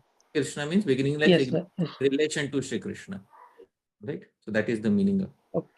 Okay. Thank you, Prabhu. Hare Krishna. Next, we have Tulsi Patel. Hare Krishna Prabhuji. So in Radha Govindanath Maharaj's commentary, he mentions that in order to drive away the impurity of Maya's designations, Harinam is taken multiple times. It's in a repeated manner. But we also know that the holy name is very powerful. So why is it that you cannot just cleanse the heart in one time, even if you say it with full surrender and no offenses? Is the holy name not powerful enough to just eradicate all of those impurities? Of course, yes, it is powerful enough to eradicate by a single utterance. It is definitely possible. But the general case, it is seen that it doesn't happen with a single utterance in general case. In a special case, it may happen with a single utterance. Since it doesn't happen in a general case, it doesn't happen in a single utterance. Therefore, repeated practice is prescribed. This repeated practice is also prescribed by Srila Rupa Goswami in the verse Anyabhilashita Shunyam Jnana Karmadhi Anavitam Anukulyena Krishnanu Shilanam. So what is the meaning of anyabhilashita shunyam jnana karmadi anavritam anukulyena Krishna anushilanam? Anushilanam, the term anu in anushilanam means, anu means repeated. Here it is anukulyena Krishna anushilanam. Anushilanam means repeated practice of any particular limb of bhakti. Because in exceptional cases it may happen in a single instance, but in general case it takes repeated practice. Therefore, following in this recommendation of Sri Rupa Goswami, he also has said that repeated cleansing is required. Also because the dust is so heavy that a single cleansing may not be enough. Therefore, he spoke from that point of view too. So I hope that answers your query to some degree of satisfaction. Thank you. Next we have Parama Karuṇā Prabhu. Hare Krishna, Prabhuji. My friends. Is my audio clear or my Yeah. signal may be weak? Yeah, sure. Please go ahead. Okay. If it becomes unclear, I can ask later. Prabhuji, so my question is on this topic of beginningless. More or less a sort of a classic or a frequently asked question. Since we cannot understand beginningless, I wanted to hear your commentary or your thoughts on how do we understand this. This may lead to a concept or an understanding of the cruelty of God that we do not. Yeah, so that's a classical sort of a argument that is given, and I know that it is clarified, in Govinda Bhashya, Lokavattu Lila Kavalyam or something like that. But I wanted to hear in detail from you, Prabhuji. I really would. I know it's not possible to cover the whole thing in one Q&A, but whatever best possible. All right. So I wanted to get that from you. Yeah, it is a fact that the avidya, the ignorance of the conditioned living entity, is anadi. Anadi means it is beginningless. This is specified by Shri Krishna himself in the Srimad Bhagavatam. There is also a question in the chat, why is avidya termed as anadi, beginningless? Because Shri Krishna himself says in Srimad Bhagavatam, 11th canto, that avidya is anadi. This is 11.22.10. Anadi avidya yuktasya purushasya atma vedanam. Is that your background noise, Hari Parshad Prabhu? No, it is from Parampurna Prabhu's background. I'm muted. Okay. All right. Sorry to interrupt. So, Srimad Bhagavatam itself says anadi avidya yuktasya. It gives the adjective anadi to the term avidya. And what is the meaning of anadi? In the word for word, we can see anadi means beginningless, without beginning. That is the meaning. Avidya is ignorance. So, anadi avidya, the ignorance of the living entity, is beginningless. Now, in explaining this, commentators will explain that according to Bijankur Nyaya, or according to Bija and Vriksha. So what came first, the seed or the tree? If you try to find out what came first, the seed or the tree, or in the Western world they say the chicken or the egg, what came first? If you try to find this out, you will not reach a particular conclusion. If this is the case with the material world, and what to speak of finding out the cause of the ignorance of the living entity? It is not possible to find out the exact cause. So is it because the living entity forgot Shri Krishna and then became covered by avidya? Or did it become first covered by avidya and then forget Shri Krishna? What happened first? We don't exactly know. But in both cases, why did Shri Krishna allow the living entity to become covered by avidya? Isn't Bhagavan cruel? So all these doubts are answered in Vedanta Sutras. In the Vedanta Sutras, there is the particular sutra which says that Vaishamya Naigranya, that the two qualities of being biased and being cruel are not present in Bhagavan. Because Bhagavan gives a particular living entity the results according to their previous vasanas and previous karma. So this is covered in detail in the Vedanta Sutras of Sri Vyasadeva. We can refer to Govinda Bhashya or other commentaries where it is specified Bhagavan is Parjanya, but Bhagavan is like rainfall. Rainfall is equal everywhere. It falls equally in a particular place. But from a certain part of the ground, a beautiful lotus flower grows. From a certain part of the ground, a thorny cactus grows. That is not the fault of the rainfall, that a cactus is growing from one part and a beautiful flower is growing from another part. It is the fault of the seed. So it is the merit or fault of the seed. So similarly, it is the merit or fault of the living entity and the beginningless ignorance that the living entity is in a particular state of existence today. So that fault cannot be placed on the Lord. Today, the living entity decides that they want to become favorable to the Lord. Auspiciousness can begin today. Cleansing can begin today. And moving upwards towards Bhagavan can begin today at this very point of time. So this is the answer to the query. In brief, in greater detail, we can discuss the relevant Vedanta Sutras, but that will require some separate time. Right. Thank you, Prabhu. Next we have Rohini Nandan Prabhu. Hare Krishna Prabhu. Dandavad Pranam and my pranams to all the Vaishnavas. Such a beautiful class, Prabhu. I just, had a small question on this Notes on Bhagavad by Srila Bhaktivinoda Thakur, and where he mentions that there are two enemies of the devotees on the path of progress. One is a shallow critic and the other is a fruitless reader. And you touched upon this too, but I just wanted to, understand more on fruitless reader. Like, can you please elaborate more on that? Like, I think you mentioned that, we should reflect, so there has to be some mananam and, after we do our swadhyaya.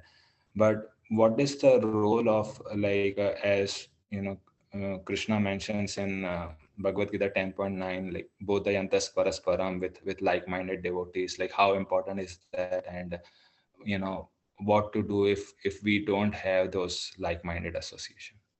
All right. So in Srila Bhaktivinoda Thakur's, the slide which was shown from Notes on the Bhagavad, it was specified that there are two enemies of progress. One is the shallow critic, and this was explained to some detail. Who is a shallow critic? I don't like this person. This person was not in favor of this person spoke something which my Guru Janas did not speak. So I don't like this person entirely. Reject this person. He is not bona fide. All right. So, Arre Baba, how can you reject an entire person based on one difference of opinion? Are two trees in the world exactly the same? No. Are two branches on the same tree exactly the same? No. Are two leaves on the same branch exactly the same? No. So when nature has created such variety, if two people have the exact same opinion on all the topics, one of them will become irrelevant. We have two people, and therefore we'll have some differences of opinion. Those differences of opinion should not become the cause of rejecting any valid opinion that comes from a personality. We are not against people per se. We may be against certain opinions given by certain people. So, similarly, a shallow critic is a person who rejects an entire personality based on one or two differences of opinion. That was specified. A fruitless reader is somebody who reads because they want to cover a particular syllabus. Oh, I have Śrī-Caitanya-Śikṣāṣṭakam. I read 3 commentaries. I understood it. Now it's within my mind. End of chapter, closed. Now nothing more is remaining in Śrī-Caitanya-Śikṣāṣṭakam. Arre Baba, every day nothing, newer things can come up in Śrī-Caitanya-Śikṣāṣṭakam. Even today, 500 years after Śrī-Caitanya-Śikṣāṣṭakam was composed, you can find newer meanings within Śrī-Caitanya-Śikṣāṣṭakam. It's definitely possible. In the previous session, Shri Krishna Sankirtanam, 5 meanings were given. One of them has been given by previous Acharya, but 4 new meanings can be derived. So even today, you can have newer points of realization. What is the meaning of studying a text if we could not establish the relevance of that text in our day-to-day lives? So that also is very important. We just read something and completed a syllabus and we got a certificate and that's it. We now know Siksastakam. That's not how we are supposed to read. We are supposed to read so that after reading, we should critically analyze whether this particular point was valid. Now we heard many explanations of ceto-darpana-marjanam. I think we all of us should reflect on each and every realization and critically, does this make sense to me? Does this make sense to me? Does this make sense to me? Can I find do I find this logical?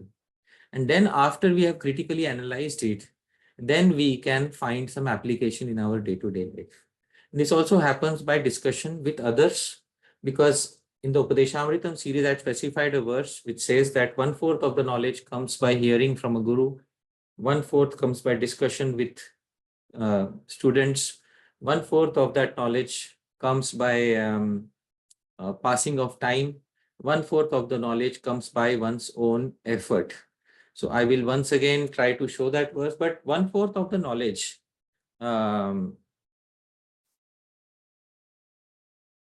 comes by, discussing with other students.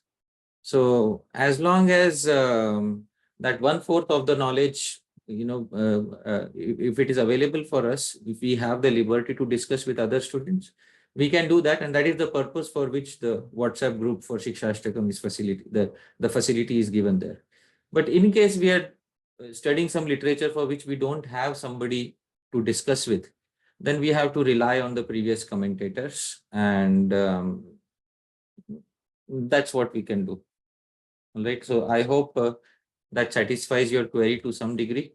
And I will show that verse. I'll try to find that verse which specifies Kalena Padam Labate Tathartham, and which from the Mahabharata, it specifies that knowledge is acquired in 4 different ways. 1/4 of knowledge is acquired from one's gurus, 1/4 is acquired from other students, 1/4 is acquired by one's own study, and 1/4 by the passage of time. I'll try to show it. Meanwhile, we can go to other questions. Right. Thank you. Next, we have a question from Aja Nitai Prabhu. In the beginning of the presentation, you mentioned about the lineage of Bhaktisiddhanta Saraswati Thakur. How should we understand that Gaurkishore Das Babaji is from Advaita Parivar? Should we understand Gaurkishore Das Babaji Maharaj is from Advaita Parivar? No. His Diksha Guru is from Advaita Parivar. So he is from Advaita Parivar. That is Diksha connection. But Srila Bhaktisiddhanta Saraswati Thakur emphasized the Shiksha connection more above Diksha connection. But even if somebody wants to check the Diksha connection is through the Advaita Parivar. That's all. Next, we have Govinda Ananda Prabhu. Hare Krishna Prabhu, thank you for presentation. I wanted to ask, we perform Harinam Sankirtan, Shri Krishna Sankirtan, and our goal is Bhava, right?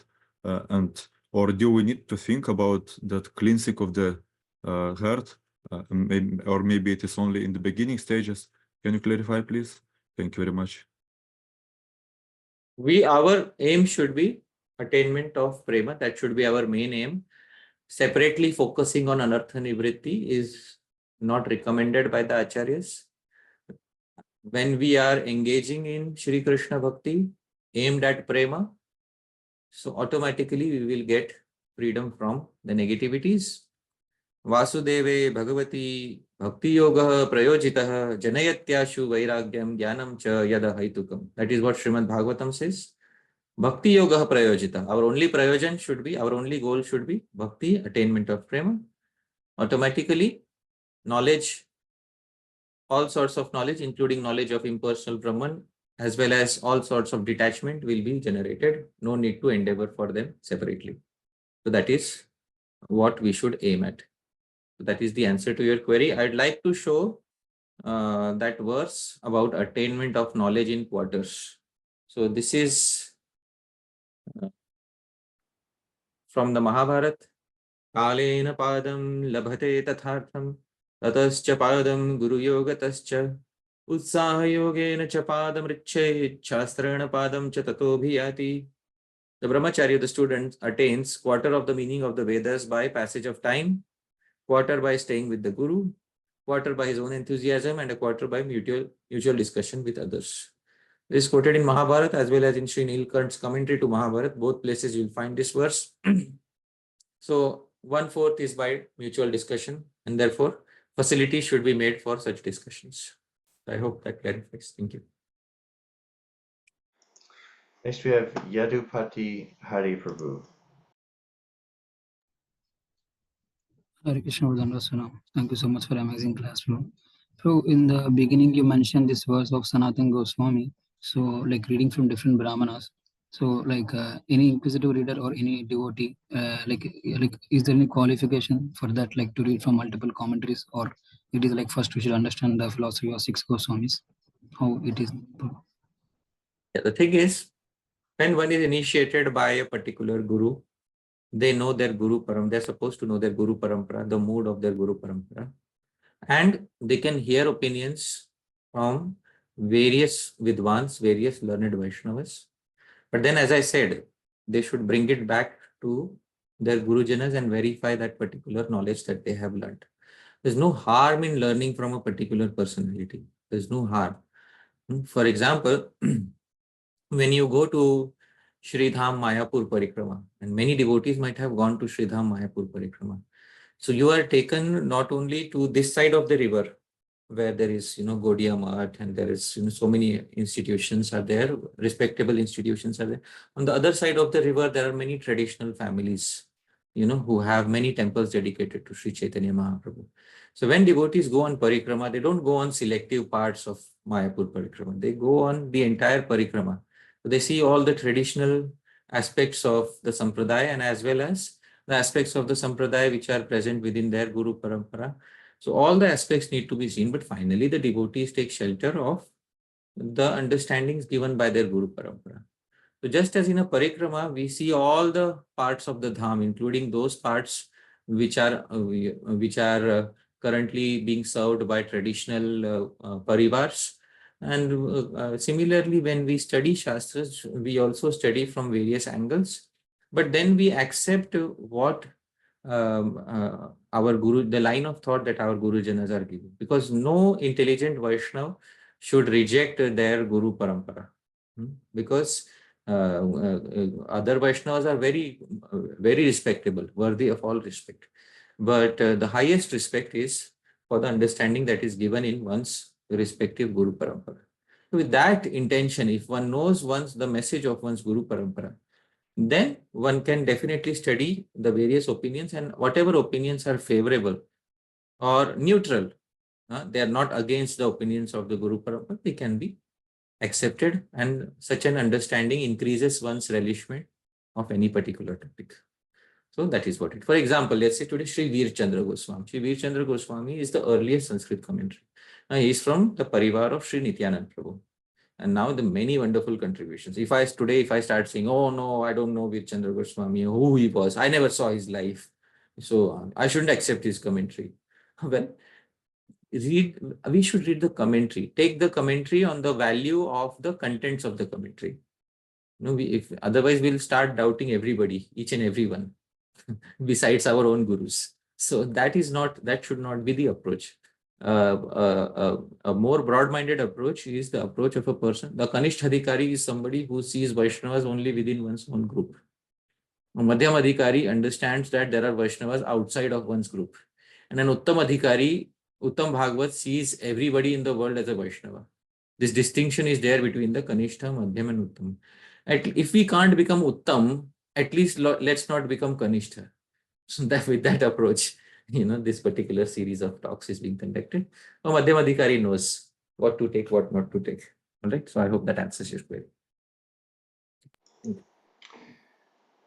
Prafula Govinda Prabhu asks, does Krishna appear in the mirror of the heart gradually or suddenly? To the degree that the heart is cleansed, to that degree, the perception of Sri Krishna becomes more and more evident within the heart. On the stage of bhava, sporadic darshans of Sri Krishna start happening within the heart. On the stage of prema, often darshan starts happening, often sometimes continuous darshan starts happening. On the stage of prema, darshan is fully manifest. On the stage of bhava, darshan sporadically happens based on the desire of Sri Krishna. In stages previous to that, some taste or some experience of Krishna's sweetness keeps happening. So to the degree that the heart is cleansed, to that degree the manifestation of Sri Krishna occurs within the heart. All of this is specified in the Madhurya Kadambini of Srila Vishwanath Chakravarti Thakur. Thank you. I have a question, Prabhuji. Would it be correct to say that Srila Bhakti Siddhanta Saraswati Thakur, when he's doing his commentaries, he very often interprets things through the verse Anyabalashita Shunyam? Yes, because that verse is the crux of, that is the definition of bhakti. So everything else, you can say that that is the paribhasha, that is the main definition of bhakti that is there in Bhakti Rasamrita Sindhu. So anything that, anything else about bhakti should first satisfy the main paribhasha, should first satisfy the main definition of bhakti. Otherwise, any other description of bhakti that doesn't specify, that doesn't satisfy the main paribhasha, it cannot be termed as uttama. Therefore, first and foremost, the conditions of uttama bhakti should be satisfied. Even in Shri Krishna Sankirtanam, ceto-darpana-marjanam. So what is ceta? What is ceta? Is consciousness. What is it contaminated by? Oh well, the contaminations are already mentioned by Sri Rupa Goswami. What are the contaminations? Anyabhilash, Gyan, Karma, Adi. These are contaminations. So he takes that line of thought, which is very good and bona fide, coming directly from Sri Rupa Goswami. So that is the answer. Thank you very much. Next we have Krishna Charan Prabhu.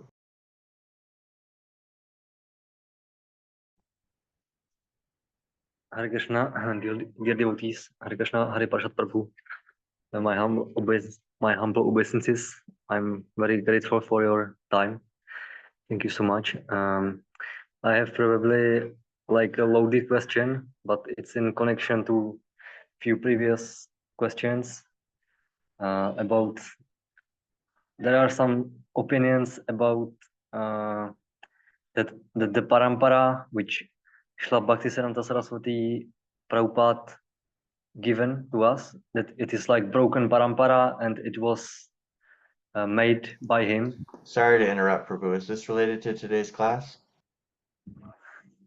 Yeah, I would be really grateful if Prabhu can maybe point to some of his previous probably articles or classes.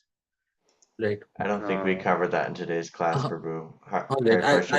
I'll just say one thing. Srila Bhaktisiddhanta Saraswati Thakur was initiated by Srila Gaur-Kishore Das Babaji Maharaj, and the name is clearly given as Shri Varshabhanavi Dayita Das. This name was given to him very clearly. Srila Gaur-Kishore Das Babaji Maharaj was a frequent visitor at the home of Srila Bhaktisiddhanta Saraswati Thakur. Frequent visitor, not just a one-time guru who gave initiation and then never saw his disciple. He was a frequent visitor, and he gave many instructions to Srila Bhaktisiddhanta Saraswati Thakur, one of which was that try not to go to Calcutta because it is the abode of Maya Devi. This is one of the many instructions were given. So the relationship, the instructions are clearly established. The name Shri Varshabhanavi Dayita Das, it was being carried by Srila Bhaktisiddhanta Saraswati Thakur in front of Srila Gaur-Kishore Das Babaji Maharaj. So as long as Srila Gaur-Kishore Das Babaji Maharaj is connected to the Advaita Parivar, Srila Bhaktisiddhanta Saraswati Thakur Prabhupada is well connected to the Advaita Parivar from a Diksha point of view. Although Srila Bhaktisiddhanta Saraswati Thakur does not emphasize that Diksha connection so much, he emphasizes the Shiksha connection more than the Diksha connection. But if somebody still wants to emphasize the Diksha connection, Srila Gaur-Kishore Das Babaji Maharaj is clearly in the Advaita Parivar, and Srila Bhaktisiddhanta Saraswati Thakur was clearly carrying out the duties of a disciple and the name of a disciple in front of Srila Gaur-Kishore Das Babaji Maharaj. And it is very clearly established. You can check all the history. And if somebody wants to go against all of that and say, no, we still don't believe, oh, well, good enough. They can keep casting doubts unlimitedly, such doubts can be cast over any parampara. So, tomorrow I can take any parampara and cast any doubt. So it doesn't take it doesn't require anything to cast a doubt. But those who are rational enough to accept facts on the basis of historical evidences, they will accept that Srila Bhaktisiddhanta Saraswati Thakur was initiated as Shri Varshibhanavi Daita Das by Srila Gaur Kishore Das Babaji Maharaj. And since Srila Gaur Kishore Das Babaji Maharaj is directly in the Advaita Parivar, therefore even from Diksha lineage point of view, they are in the Advaita Parivar. So that is what can be said about this. Although such questions are loaded questions because we are here relishing Siksastakam. I understand between the various parivars, there might be some differences of opinion. Some parivars, we are the only bona fide ones. Some lineages say, no, this lineage is not bona fide, that lineage is not bona fide. In order to get rid of this entire mess, the Shiksha Parampara is very good. Very good. Where is the parampara of Sri Jaidev Goswami? Let's unmute Krishna Charan Prabhu again. Krishna Charan Prabhu, in which parampara was Jaidev Goswami initiated? Please tell me. I don't know, Prabhu. Oh, he was not initiated in any of the four sampradayas. In which sampradaya was Chandidas and Vidyapati initiated? I also don't know. Oh, in which sampradaya was Sri Bilva Mangal Thakur initiated?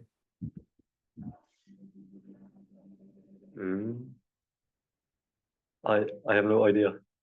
Oh, in which sampradaya was Srila Sridhar Swami initiated? Was it the Advaita Sampradaya, Shankar? So all of these personalities should not go back home, back to Godhead according to the logic of those who are aligned only with Diksha Paramparas. So therefore, Srila Bhaktisiddhanta Saraswati Thakur specified very clearly that it is a Shiksha Parampara mainly. So now, just because it is Shiksha Parampara doesn't mean that I give up emphasis on Diksha. Diksha from a bona fide lineage is also needed. So therefore, that Diksha connection is also maintained traditionally. Therefore, when I specified Srila Bhakti Vinod Thakur's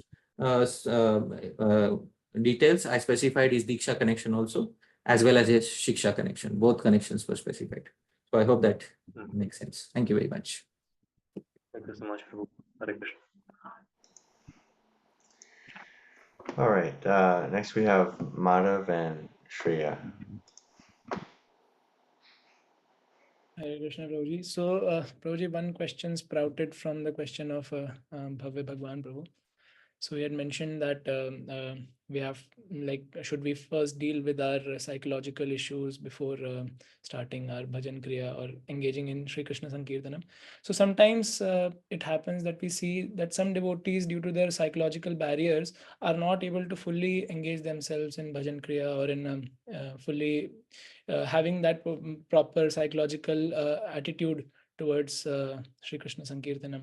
So what should they do? Should they engage in more sadhu sangha initially and then get their doubts clarified and then engage in bhajan kriya? What should be the approach?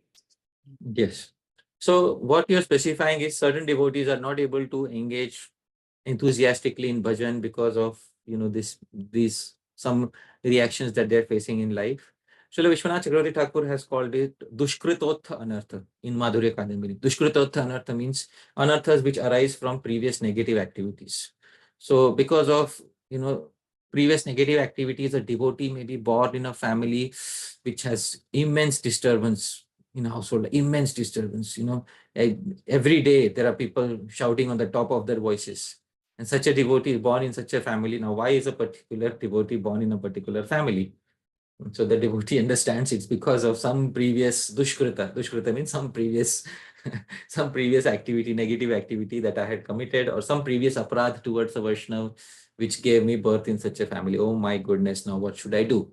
So now the devotee is supposed to find a sadhu, and the sadhu, because sadhu sangha is the dwar, the royal gateway of entry on the path of bhakti. The sadhu will look at the condition of this devotee and will analyze what problems the devotee is facing. Then the sadhu will give a solution. See, this is the solution for you. You need a custom-made, tailor-made solution from a sadhu. And that solution can only come from a sadhu. It cannot come from a book. So by one's own efforts, one may not be able to pinpoint the exact solution. From a sadhu who's an uttam adhikari, one may be able to get that very precise solution. So that is what a devotee is supposed to do. Before bhajan kriya comes sadhu sangha. Now bhajan kriya can only properly begin when sadhu sangha has given that proper effect. Otherwise, if proper sadhu sangha has not occurred, bhajan kriya will also be affected by those negativities which could not be driven away because of improper sadhus. So that is the answer to your query. Thank you very much. Next, we have a question from Bhagavat Prabhu. Could you please share something connected with what to do when cleansing of the heart seems to face sadhaka with the dirt, which might provide hopelessness in the cleansing process? How to deal with that? We are not supposed to focus on so much on the cleansing.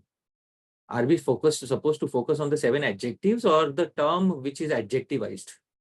The main term which is adjectivized is Shri Krishna Sankirtanam. We are supposed to focus on that. And the 7 adjectives will be produced automatically.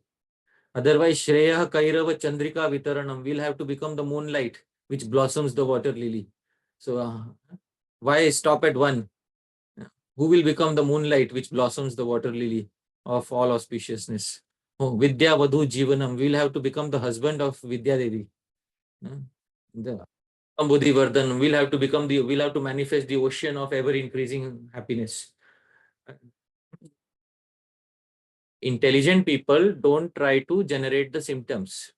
Intelligent people try to go to the main cause of all the symptoms. That the main term which is adjectivized is Shri Krishna Sankirtanam. So once Shri Krishna Sankirtanam is done properly, everything else is a side effect. Just as some devotees, after they attain a certain class on humility, they will say, now onwards I will try to develop humility. So they're trying to develop humility. Then they go attend another seminar. And now onwards I will try to develop compassion for all the jivas. And then they go attend a third seminar.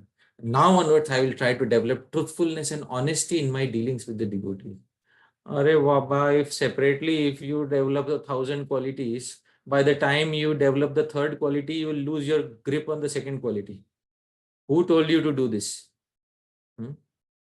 The best thing is to develop bhakti. Yasyasti bhaktir bhagavatya kinchana sarvair gunaistatra samasate sura.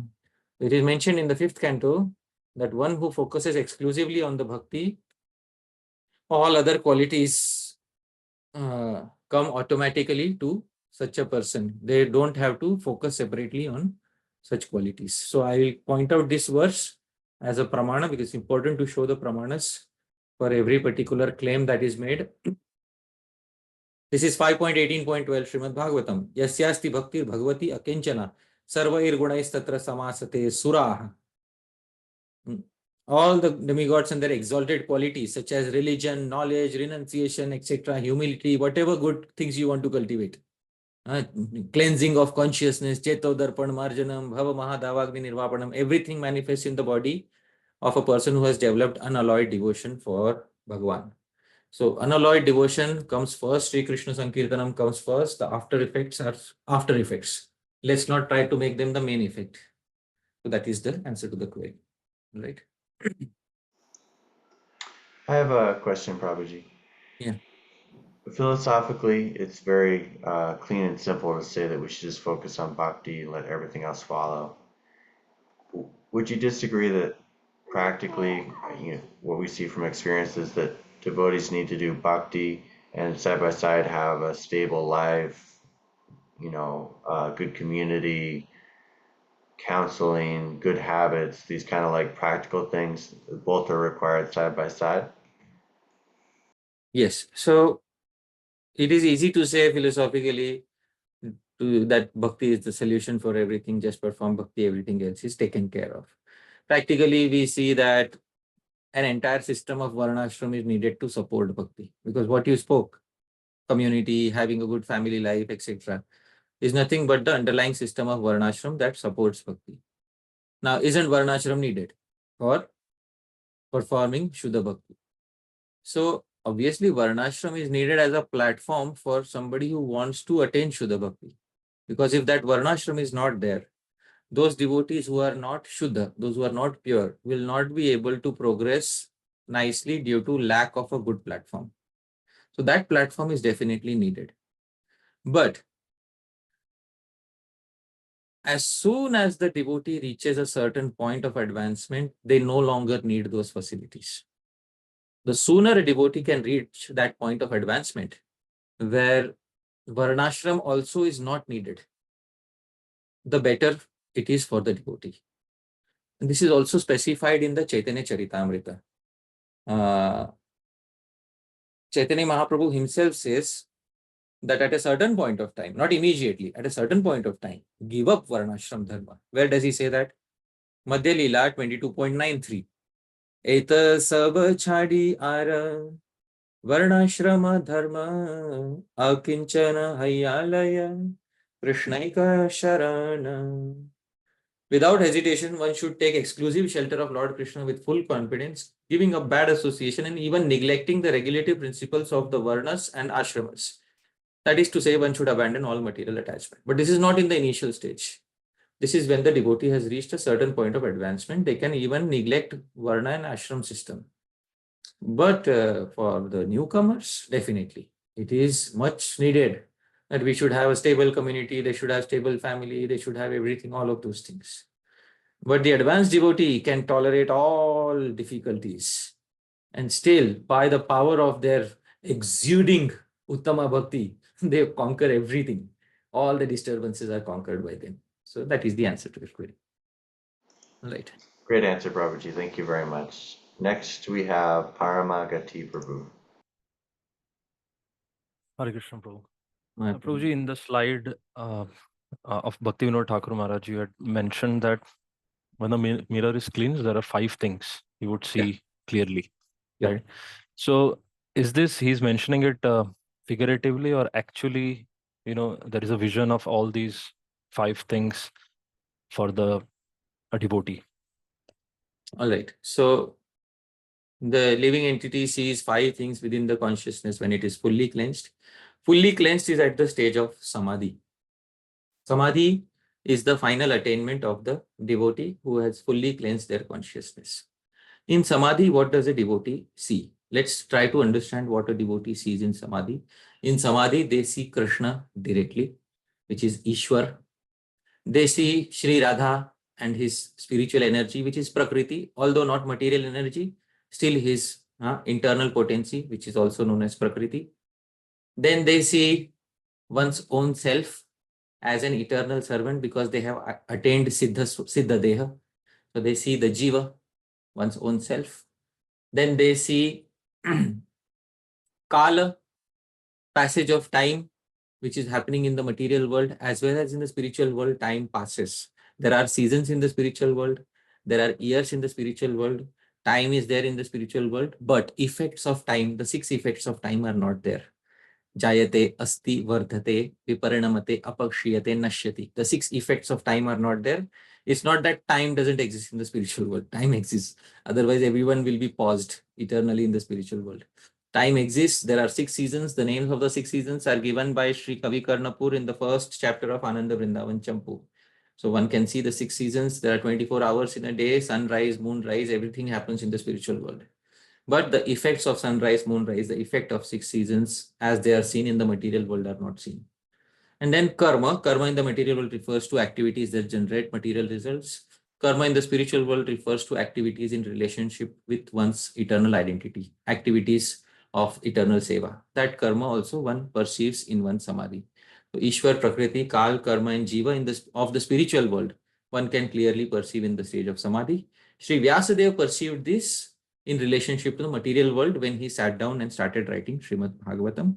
It is also possible for the living entities to see this, these 5 on the side of the material world, but because their samadhi is not pertaining to the material world, therefore the most likely vision they are going to see is the spiritual world, where these factors are present in their respective spiritual identities. So I hope that answers your query, Prabhuji. Thank you. I think he has a follow-up or something. I'll unmute him. I think he's shaking his head now. Yeah. Oh. Yeah. So not a follow-up question, but because you compared it with the vision of Vyasdev, so that's the reason I was a little differentiated. That's fine. So, Thank you so much. So those yogis who attain samadhi through Ashtanga Yoga, their vision is similar to the vision that he had, and those bhakti yogis who attain perfection in Krishna Bhakti, their vision is what I described. They see their own identity in the spiritual world and the entirety of the spiritual world. So that's all right. Let's move ahead. Thank you. Next we have Bhakti and Dorothea.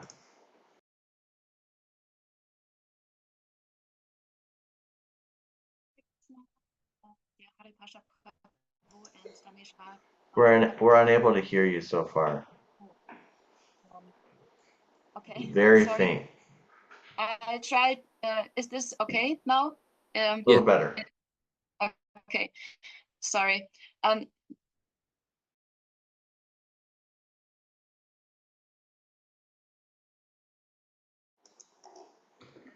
We might need to come back to you. It's frozen now. Might be your internet connection. Right. About the repeated kirtan, sankirtan aspect. How can we honor the repeated sankirtan aspect of our of the Yuga Dharma, and at the same time, how can we discriminate between different groups of people doing or devotees doing sankirtan, because not every group is I would say very internal, or some may do sankirtan just for musical reasons.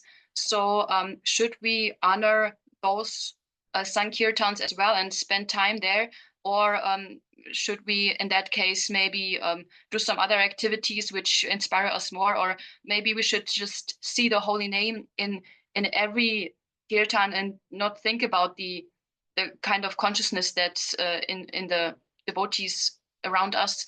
So how can we discern that? Thank you. Dhāmeśvara Mahaprabhu, part of the question was cut off because of internet connection. Did you understand the full query? I think she was asking how we should relate to events where the kirtan seems to be more about a musical performance than like a sincere prayer, and whether we should participate or find some other activities that inspire us. All right. So there is an article by Srila Bhaktivinoda Thakur about Kirtan tunes in Sajjan Toshani. I will share that article and we can read that article directly. So that article shed some light about Kirtan. So this article is from Sajjan Toshani. We saw many people performing Kirtan with Mridanga and Kartals, giving up their leather shoes, yet we did not find any Tulsi beads on their neck. Even if some people do have Tulsi beads, they are new ones. These create some doubts. Many people have not decorated their bodies with 12 marks of tilak. In order to hear Kirtan in the Mahajans way, we went to Neemtal Ghat one day, Jodashanko another day, and Jamapukur on yet another day, but we could not find any such things. We were extremely pained to hear Kirtan performed by Nadas, Bauls, and other unauthorized people in the tunes of cinema songs. Now, this is nowadays very, it is again coming up, Kirtan on the tunes of cinema songs. So Srila Bhaktivinoda Thakur was very pained to hear Kirtan on the tunes of cinema songs. But our pain was somewhat diminished by the hearing of the eternal names of Hare Krishna and Ram uttered by them in the course of their singing. So because they were singing Hare Krishna mantra, so it is very nice, but there is some pain because they are either not following the principles or they are using some cheap methodology to gain a new tune. Those who possess love and devotion in their hearts love to hear Kirtan in the old and ancient tunes. This is what Srila Bhaktivinoda Thakur says. Old and ancient tunes, they do not like to hear or sing useless topics. They sing and hear the pure holy names of Hari in the old tune. Due to lack of good association, the residents of this metropolitan city do not easily realize the characteristics of pure devotional service. Therefore, they follow their own concocted process. Anyhow, our Sri Gauranga is most merciful. Since he has mercifully allowed the residents of Calcutta to perform kirtan. We hope that gradually he will reveal pure devotional service in their hearts. So, this is Srila Bhaktivinoda Thakur's clear opinion in Sajjan Toshini about mixed kirtan that is going on. Nowadays, such kirtan, sometimes some individuals may be stealing tunes from cinema songs. When they sing such kirtan, the mood of the cinema song is awakened within the heart of the people who listen to such kirtan. Obviously, it is very obvious, and this is the reason why Srila Bhaktivinoda Thakur is saying this. What are we supposed to do if we feel that such kirtan is evoking material emotions or material sentiments within our hearts? If it is not so much about glorifying Shri Krishna, but it is more about a musical performance, so then what we can do is we can instead focus on other forms of kirtan or sankirtan. There are many other forms of kirtan or sankirtan. What is there? Book distribution is also one form of giving the message of Shri Krishna to others is also one form of sankirtan. There are so many forms of sankirtan that the acharyas have given. So any form of sankirtan. Basically, what is sankirtan? You speak the name, form, qualities, pastimes of Shri Krishna to another person. That is sankirtan. So you can focus on that sankirtan which is performed in a proper manner. And if we are feeling that the sankirtan performed by others is not proper due to some reason, then we can try to engage in kirtan which is proper according to the standards of the previous acharyas. And if somebody is willing to listen to us, we can also instruct them in proper kirtan. So that is the answer to the query. All right. Thank you. Next we have Yes Samarpana Gopa Prabhu. Hare Krishna. I just wanted to clearly understand the word ruchi, which was used. I don't know which acharya, but you quoted Sri-Caitanya Sindhu, ruchi udvahatas. So, based on my memory, I remember that ruchi which was mentioned in Bhakti-rasamrita Sindhu is not the stage of ruchi, but it is interest or inclination. So, what is the ruchi meaning here? Where I think Bhaktivinoda Thakur or which acharya, I don't know. In after ruchi, then this verse makes more effective. Or something. See, the term ruchi is described in the sequence of progress in Bhakti Rasamrita Sindhu, Adav Shraddha Tatah Sadhu Sango. This is the verse. And there ruchi comes as the stage, as one of the stage. Sri Jiva Goswami says, first he describes nishtha, tatra avikshepena satatyam. Without any disturbance, constant sadhana is known as nishtha. Ruchir abhilasha. Ruchir is a desire to attain that platform of prema. Kintu buddhi purvika ayam. But this desire is mainly on the level of intelligence, on the level of one's mind. And asaktis tu swarasiki. When ruchi turns to asakti, it is more natural, more innate, more spontaneous. So ruchi is that genuine desire to attain Shri Krishna Prem, that genuine taste in attaining Shri Krishna Prem. And that is how ruchi was translated in the Bhakti Rasamrita Sindhu by Srila Jiva Goswami. So, does that satisfy your query? I'm sorry, bro, I didn't put it properly. This is clear what you just said. It was clear earlier also. My question is what you quoted the words from Bhakti Rasamrita Sindhu, that even if one is having not vairagya is not there, but ruchi is there, then he will get purified. Ruchim udvahatas, that was you quoted, right? Acha, that was ruchim udvahatas. Yeah, okay. And there was some description about one of the commentator about this verse is applicable for after jata ruchi. So okay. I want to understand that properly. What is the meaning? All right. So let me understand the query. Your question, the query is in regard to this particular verse. Ruchi mudvahatas tasya janasya bhajane hare vishayeshu garishtopi ragah prayo viliyate. Here is the verse in front of you. Yes. So no, it is not about this verse. It is about the current verse. You see that discussion where jata ruchi word was used. So can you explain? All right. So that is not regarding current verse. You are speaking about the commentary of Sri Veerchandra Goswami. That is where he used jata ruchi. Yes. So he said jata ruchi nam. For those who have developed the stage of ruchi, What is the stage of Ruchi? Because that stage of Ruchi basically means the Ruchi that is described in Bhakti Rasamrit Sindhu, which means they have gone beyond Anartha Nivritti, they have come to the stage of Nishtha, and now they have a desire to attain Krishna Prem.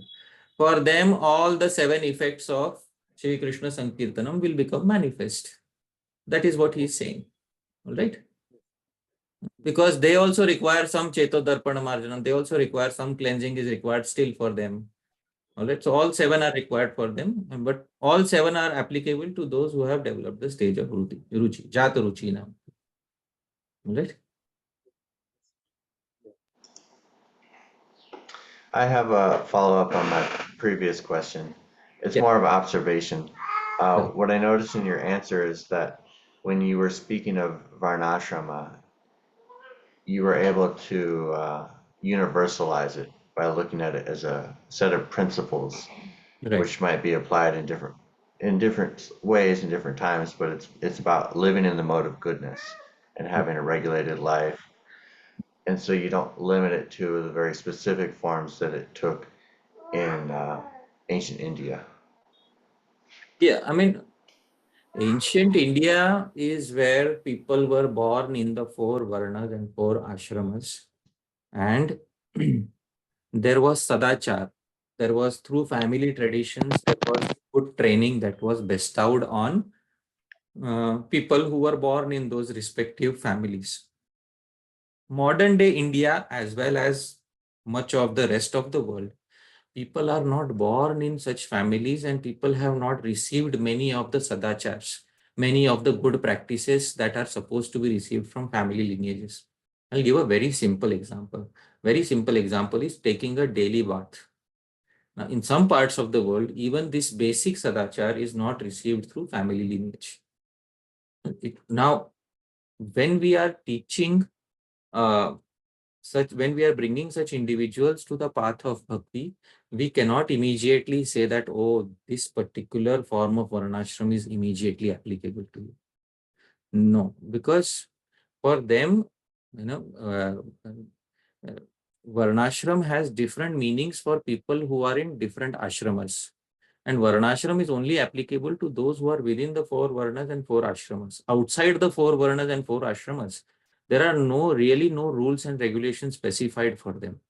Only within the 4 varnas and 4 ashramas are the rules of varnashram applicable.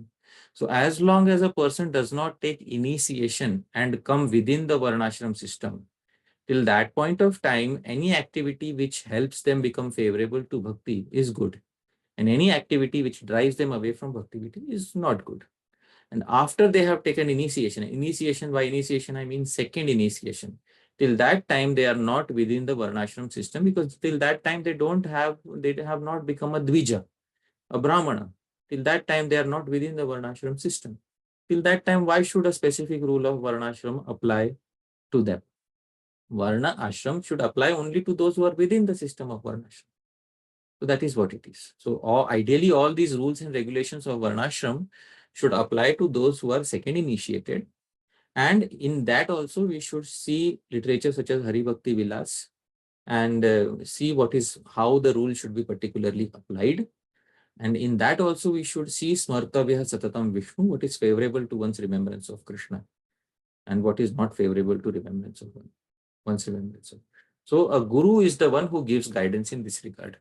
We cannot have one yardstick for the whole society. That will definitely create a lot of issues. Definitely. And then you can see many of those issues in many devotee societies when one yardstick of varnashram is applied to everybody. And then when that happens, that creates a lot of issues. And therefore, previously, varnashram was very localized. In South India, you have a different variety of the rules being applied. In northern part of India, you have a different variety of rules being applied. So marrying within one's gotra, is permitted in certain parts of the country. Marrying out within one's gotra is not permitted within certain parts of the country. It's very highly localized system. So you cannot apply it like industrial revolution, mass scale for everybody. That will definitely create problems. So that is the answer to the query. Thank you very much. So if I understood correctly, people who were either born into a long-standing tradition or initiated into a long-standing tradition of varnashram, they're accountable to specific rules that have been Right. passed down through the scripture, through local traditions. Right. Others, for them, we could use that term varnashram, but we mean it in more of a universal way because they're not specifically accountable to that tradition. Right. And it's more just like general principles of trying to live more in the mode of goodness, or at least more according to your nature in a regulated way. Right. And for them, focusing on what, bhakti. for them, the central rule is whatever is favorable to their bhakti should be done. Whatever is not favorable to their bhakti should not be done. This is what should be done outside the varnashram system. Inside the varnashram system also this applies, but along with the specific statements of the scriptures. So that is what. Thank you. That's very helpful. Next we have Parama Karuṇā Prabhu.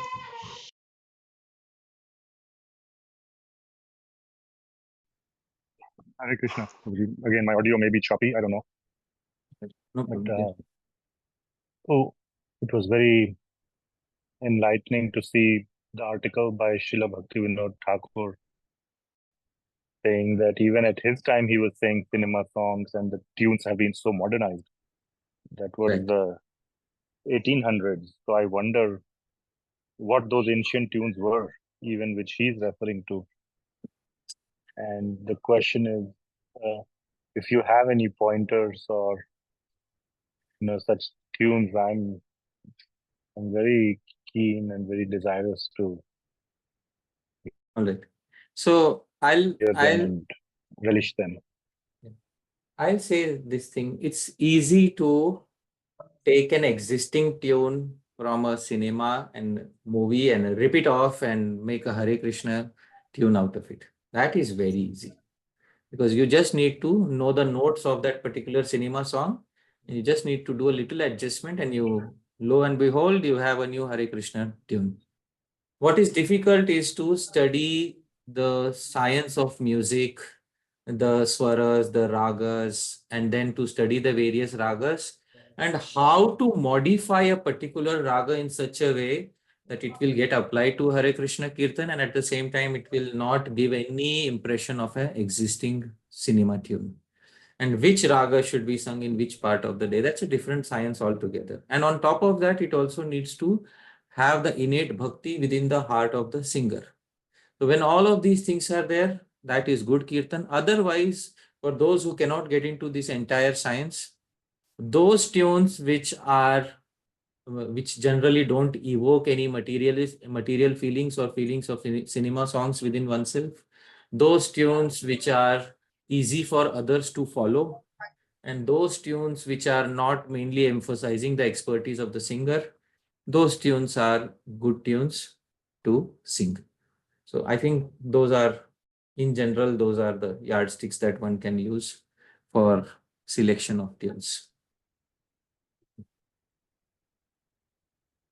But are there any recordings that are present of such ancient tunes by pure devotees or some semblance of those tunes? Well, since by pure devotees, there are many pure devotees, but there are many individuals who are dedicated to singing Harinam, and they were singing very dedicatedly. Srila Prabhupada, although I don't like to take names of certain individuals and say these were very pure, but at one point of time, Srila Prabhupada said that Akinchan Krishnadas Babaji Maharaj is a pure devotee, and some of his recordings, his tunes are available. You can try to search for it. You can see the very simple tunes. They're not very, very intricate or very complicated tunes. As an exception, I'm giving a name. Usually, I don't like to give names, but since you asked for specific names, therefore I'm, giving one name. There may be many other such devotees who are pure-hearted and who are singing Hare Krishna Mahamantra even today. And so listening to them live is also very good. So that is the answer. Next we have Yash Samarpana Gopa Prabhu. Hare Krishna. This is in regards to that if we have goal of bhava or prema, then we need to discuss these things and all. One of the devotees were asking. So I was reflecting that there is one verse in Chaitanya-Śrī-Caitanya-Śikṣāṣṭakam says that Siddhanta Badiya Chitte Na Kare Alasya, etc. So if one has a pure motive, then is there any need like this to do? And the entire Bhagavatam. Prabhuji, can you speak closer to the microphone? Oh, I'm sorry. Now is it That's better? much better. Okay, I'm sorry, Prabhu. So I was asking about that query which came that if we have bhava and prema as the goal, then do we have to do all these things of discussion and worrying about anarthas and so many discussions? So if that is the goal, then yeah, that's what we have goals. And there are verses like Siddhanta Baliya Chitte Nakare Alas by Kaviraj Goswami. So how do we see them? Because it's quite tedious to enter into all this Siddhanta and understand. Better just chant Hare Krishna and have the goal. So is it, how do we understand this properly? Siddhanta Baliya Chitte Na Kara Alas don't have any laziness in speaking the Siddhanta. The Siddhanta itself is Prema Pumartho Mahan. The ultimate goal is to attain Shri Krishna Prema. Let's unmute him, Prabhuji, so that I can, yeah. Isn't Prema Pumartho Mahan itself the Siddhanta? Yes, that is the only Siddhanta. The ultimate Mahan Pumartha, the final goal is Prema. As long as the eyesight is fixed on the final goal, other things will gradually and naturally be achieved. A person who wants to fall in love with a particular, if a girl wants to fall in love with a particular boy, or a boy wants to fall in love with a particular girl, if the ultimate sight is there on the aim of attaining love, all the other activities they will automatically figure out. Because why? The Dami Buddhi Yogam Tam, Krishna will give that intelligence to do what is needed at a specific point of time. If it means reading a particular commentary or reading a particular Shastra, they will do it as a side activity, but the main eyesight is fixed mainly on the goal of attaining Shri Krishna Prema. So where is the disharmony in these things? Please tell me. Yeah, yeah, what you just now explained, there is no disharmony. When if someone says that I'll just chant Hare Krishna and then with the goal, then I don't have to go through all this, so to say. So if they start chanting with that goal and they think I don't have to go through all this trouble, very soon they will realize that well, some other things are needed also. To some gaps are there, so some gaps need to be filled before I can attain that prema. And if they're honest enough, they will begin filling those gaps, but they will never let their eyesight off the main goal, isn't it? But if they are cheaters of the highest degree who just want to utter the name prema without cheaply just to attract attention, nothing can be done about cheaters, isn't it? Okay. Cheaters are also there amongst people who say we are removing anarthas, we are doing sadhana, so much sadhana, we are doing. There are a great number of pretenders amongst people who perform sadhana in front of everybody, isn't it? So the people who chant all their 16 rounds in front of others, yet within the heart of their hearts, they have desire to control a large number of people, dhanam, janam, sundarim. So cheaters can be found in each and every place, irrespective of, it's not simply that the person who's speaking about prema is necessarily a cheater. A person who is speaking about removing anarthas and performing good sadhan bhakti may also end up to be a cheater. A genuine person will realize that something is missing and definitely they will try to fulfill the gap. So that is the answer to your query. Yes. Thank you. Can I ask one more now? Is there somebody else? Dhāmeśvara Prabhu has another question. Sure. We'll take one last query from you. Yes, thank you. So I have not studied, but I have heard that this 8 verses are telling something about the stages of bhakti as well. So what this first verse is referring to in that whole context of big picture? Oh yeah, that is going to come up because Srila Bhaktivinoda Thakur and some other acharyas have correlated this. So that will come up in the next set of presentation because we'll be doing Bhajan Rahasya and some other things will be coming up from that. All right? Yes. All right. Thank you. Yes. Thank you. All right, with that, I will invite everyone to unmute and give a big thank you to Hari Parshad Prabhu. Hari Bol. Hari Bol. Hari Bol. Thank you so much Hari Bol. Thank you so much. Thank you. Thank you so much. Thank you, Srila Prabhu. Prabhupada ki jai. Srila Prabhupada ki jai. Thank you, Prabhu. Jai. Hare Krishna. Srila Prabhupada ki Hare jai. Krishna.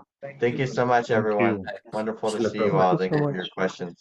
Srila Prabhupada ki Thank jai. you, Prabhuji. Jai. Jai. Srila Thank you. Prabhupada. Hare Krishna. I'm going to sign off now. Hare Krishna.